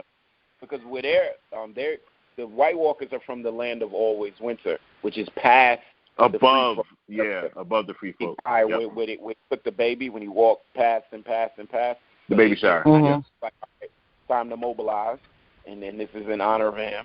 So I'm gonna kill and gather every last one of them, and then we'll go to the wall. And this is another point that I noticed, and this will lead right into Afro's triumphant part here. He needed something to get through the wall, otherwise he wasn't gonna bother. Exactly. He's not going to go Exactly, and what he needed was a motherfucking dragon. That is exactly why they pulled their dragon all the way out of the ice that time. Well, by that time, after the last episode. resurrected that bitch. And it was really sad when you actually saw the this is Viserion, right? Yeah, Viserion. The holes in his flying, ring. and it's like he looks so measly and bony, and he's just like fragments and skull bones and shit. Yeah. But that's how all of them are. But like seeing him as a dragon like that was really sad too. But so they all march up, and you're like, okay, these niggas is here. And it's like, all right, we here, but we just need to knock this wall down. And so that's what happens. The fucking dragon comes through with the blue fire. But I think it's fire ice, because I didn't see shit melting. Like, I just saw ice chunks popping away. It wasn't like... I'm with you. I think... Also think about blue fire is the hottest fire, so it could theoretically just punch a hole. That's where I went. It's just fully being destroyed. It's burning. So remember, it's just a massive wall. So melting, but will we see it melting, like dripping? No, No, not at all. Right. Yeah, but the concussive force is there. Let's think of Godzilla's blue burst. That that's more concussive force, lightning, thunderbolt thing than actual fire. Right, than actual, yeah. So that was man, that was crazy. I was not ready. I was not ready. I agree with Morgan. I know what you're saying. Not even so much that they got there so quick. I don't think we anticipated this happening in this episode. We thought that was next season. That's it. Yeah, that's it. That's what you were saying. We thought this was happening next season. That's what I was trying to get at. But it was an excellent way to close the season. It was a spectacular way to close the season out, It was huge. But there's a video, I think I'll put that link in the Twitter too, Castro, that Morgan and I watched, that discussed the Night King actually, all of this being part of his plan the entire time. Him using the party, the gathering party, as a lure to get Danny to bring the dragon so he could get one. Like, all of this was his plan. But the only thing is he needs to be a little brand and have some war games, because he needs to know that the dragons are available. He might not know. No, he does. No, he does. That's what they're saying. He can green see as well. That's how he was able to. That's how he was able to touch Bran at one time while Bran was in the dream. So he does have that. So So. Oh my God, I'm back. I came back. So what Castro was saying, as far as the flame, the blue flame, like again, when we just think about fire, that's like the hottest, when it's blue. But also, it's more about the concussive power of the fire just hitting the wall. So not that we see it melt like ice cream melting or something. It's gonna blast away to pieces, and just the heat itself weakening the whole structure. I was concerned. I'm like, did we lose Tormund and Beric just now? What is going on? Right. There's no way they can be alive. That's how I feel. There's no way. Let me tug on y'all ears. These are two powerful characters that just survived an unsurvivable situation. And I think they would have a little bit more gravitas and a little bit more poetic end than them. God, I hope so. Just think about I it. need We that. could have a little close-up of them falling. We could watch them fall or get crushed. That would be something. I would have needed that. They scream, even if that's cheesy. Instead of them, that big pullback, and as we saw them running down the steps, they had the big pullback where the whole wall started collapsing on itself. And I think next season we're going to be clinging onto the last edge because they finally made it from where it didn't fall. Remember, it's a chunk. Remember, this is another strategy of the Night King, is blowing off that end part where he knows some of it's just going to fall in the water. And that's why that part was good. It's it's not as fortified as, say, the middle. I just feel like I dealt with Jamie and Bronn living through something that was like, I'll believe it, but I think it's bullshit. They were at the top of the wall. They made it through that. I'll take it, but it's bullshit. That's how I feel about it. You'll take it because you don't want them dead, but that's crazy. Exactly, because I agree with you, Castro. I want something more. I want a more poetic death for them than that. I want something more, profound and, just of more substance than that. But there's no way they could have made it to the bottom, or even like you fall on top of a chunk on the steps. Like it's all bullshit. I think it's all bullshit. We know that. But I will contend they blew up a section. They didn't blow down their whole thing of Eastwatch, maybe, because remember the way they walked through, they kind of filed through. So they blew off a section and then they kind of walked through when, the next part. Yeah. Okay.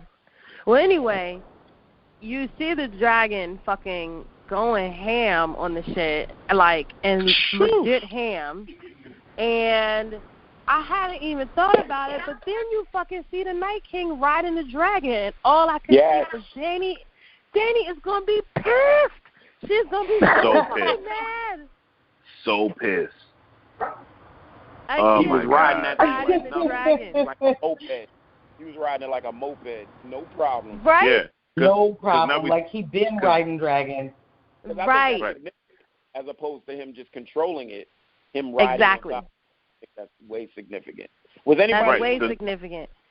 Was anybody amiss about the holes in the wings and how can it fly? Because I've seen reviews like that, and I'm like, y'all need to jump over. Listen, No.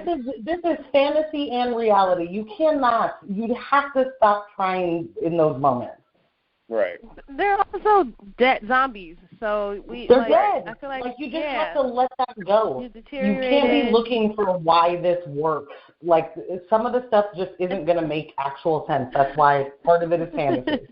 It's also a magic dragon, right. Flying in the first place because of magic, and the second place because of dead magic. Like it's all magic, so we can't even. It's all magic. Let that happen. You don't have to let. Bring that up on the pod because I did read that. That's no, it makes sense, and I'm totally that person in so many different ways of being like, well, this just doesn't make sense. But when you're watching a fantasy show, you can't worry. And like we talked about a couple of episodes ago, we're just gonna have to let go of the whole space-time continuum. That doesn't make sense now because everybody getting everywhere real quick. Everyone has Amazon Prime and a Bolt Bus at their disposal at every moment. So you got to let that go and enjoy the rest of the actual story. Like, you got to chill. Yeah, flat out. All right, Maura, flat out. bring us home. I did notice the holes, too. I did notice the holes in the wing, but there wasn't a single second that I was like, oh, that's going to compromise his ability to fly over long distances. Now he's going to have to, come on. Well, how but is it still what flying? did come to this mind? just doesn't make sense. But what did it's come a to dead mind dragon. immediately? Right. But what did come to mind immediately was, so now we're going to get a fight in the sky, dragon versus dragon. That's going to be crazy. Yeah. That's going to be crazy. Wow. Okay, so is it John and Danny are both gonna be fighting the Night King? Like, it changed everything. Just the idea of the Night King being able to fly past his forces further into the south, light shit up, come back. Like they can actually move at a quicker pace now. They can run full speed without getting tired and just tear through Westeros. When they were chasing this changes everything. When they were chasing Bran in the tree, and remember they were climbing on the ceilings, and they were all spilling into the thing like water. Right. They can do that, and they like you're right. They don't get tired because even that scene when they got away, when Mira got away and Hodor had the door, there was still more White Walkers that ran up on them until Benjen. So they would get in chase for a day straight. Yes, right. Exactly. They don't have to take any breaks. They can just run full speed. It's insane. Yeah. Okay, MJ? So we get to the point where a portion of the wall comes tumbling down, which I wasn't ready for, but it happened. And I don't know if this is a moment that we should stop and talk to Castro about the wall will never come tumbling down or just keep going forward. But the wall came tumbling down. Castro is the one that predicted, and Castro's talking about himself in third and fourth person. And yes, that's exactly what's happening. No, Castro, you don't get this. Castro, you don't get this. What? Castro gave this scenario of someone blowing some magic horn, the entire wall comes down, and it echoes to the bottom of the continent. Yeah, that's what Castro gave us. You don't get this. No, absolutely not. So wait, we continue people on. Don't know the wall fell? You think that didn't reverberate? They don't know? Of course it did not. No, it did not, Castro. There's no one there's no one at the war table and a piece fell over and it's like, oh my God, that's the wall. No, it didn't happen. Castle Black against the wall. Can Castle Black send Ravens ahead? It could tell that a piece fell off. I mean, no one. There would have to be a Raven from Eastwatch letting people know what happened. These Ravens can't go see and then come back and tell anybody but Brand. So no one knows. Right there, you don't think they would? Y'all don't think they would feel that? They would have to send scouts. No, they would have to send scouts. Castle Black is closer to the center. Right. And remember, Castle Black itself isn't. So when I look at the map is slightly different than the way they have it on the show. So you have the entrance to the wall, but Castle Black itself is off of the wall. Right. It's not attached to the wall necessarily. Right. So they would have to send scouts over to Eastwatch to see something happen. But I mean, I'm pretty sure now that the Night's King has come around, I don't think he's going to do a straight line. I think the idea is to go the length of the wall and just sweep all the way down, because you want to go the length of the wall. You want to pick up all of those men. Yeah. They're not going to make a beeline to Winterfell. They want all of it. They're going to spread like a plague. Or wildlings living in the gift, which is right there. Exactly. Yeah. All right. Did anybody see? Did they have woolly mammoths? Did y'all see woolly mammoths with them? I did not. Nah, I saw some giants. I saw giants. Mammoths. I didn't see any other animals except for the dragon. I didn't see anything else. Okay. Right. Not even a polar bear. A polar bear. Right. Okay. So what we get with the wall breaking down is they just walked right over that shit. They just strolled right through the opening, and they were like, "We here now. We on our way. Who the fuck want what?" All of us. Harken back to the season finale, first season finale when we watched The Walk, right? After Ned gets killed in episode 9, and episode 10 is in. Aren't we watching the first horde we saw with Am I wrong? Which episode? What happened now? Season 1, the season finale, wasn't the last shot the horde walking?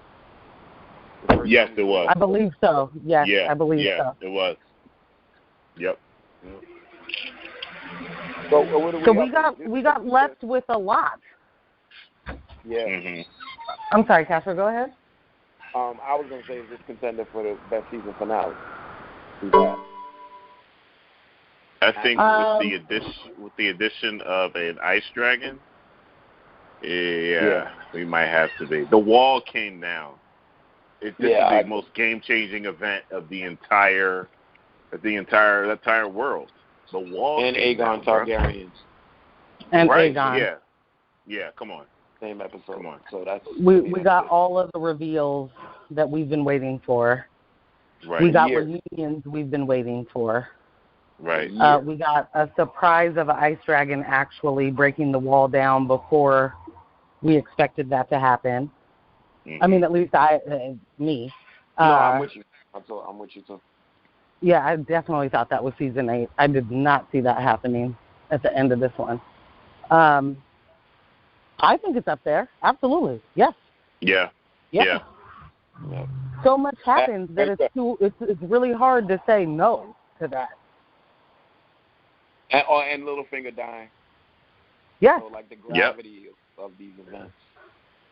That's the which really gave us the understanding that he is the reason any of this started. Yeah. And to have that like legit could have been enough. Have that understanding, then his death, that could have been enough. But then we get all the rest of it. This was a payload. And I mean, like, there were so many payoffs in this episode. That was my key takeaway. We just got so many payoffs. That's huge. To have Littlefinger killed after, them walking us through everything he's responsible for, wraps that all up so we can get back on course to worry about. Get back on course to worry about the threat, the serious threat. And that is how the entire show started. the entire show started with them making us aware of the threat. They gave us White Walkers in the first 10 minutes of the show. Scene. The opening scene. Yeah. Yep. They gave it to us. So that was, you know, and then everything else in between, all the different things with the families and the you know, the treachery here and the murders and the scene. All of this is happening, but guys, hello, the wall just came down. We're right back at it. So this was easily the best season finale.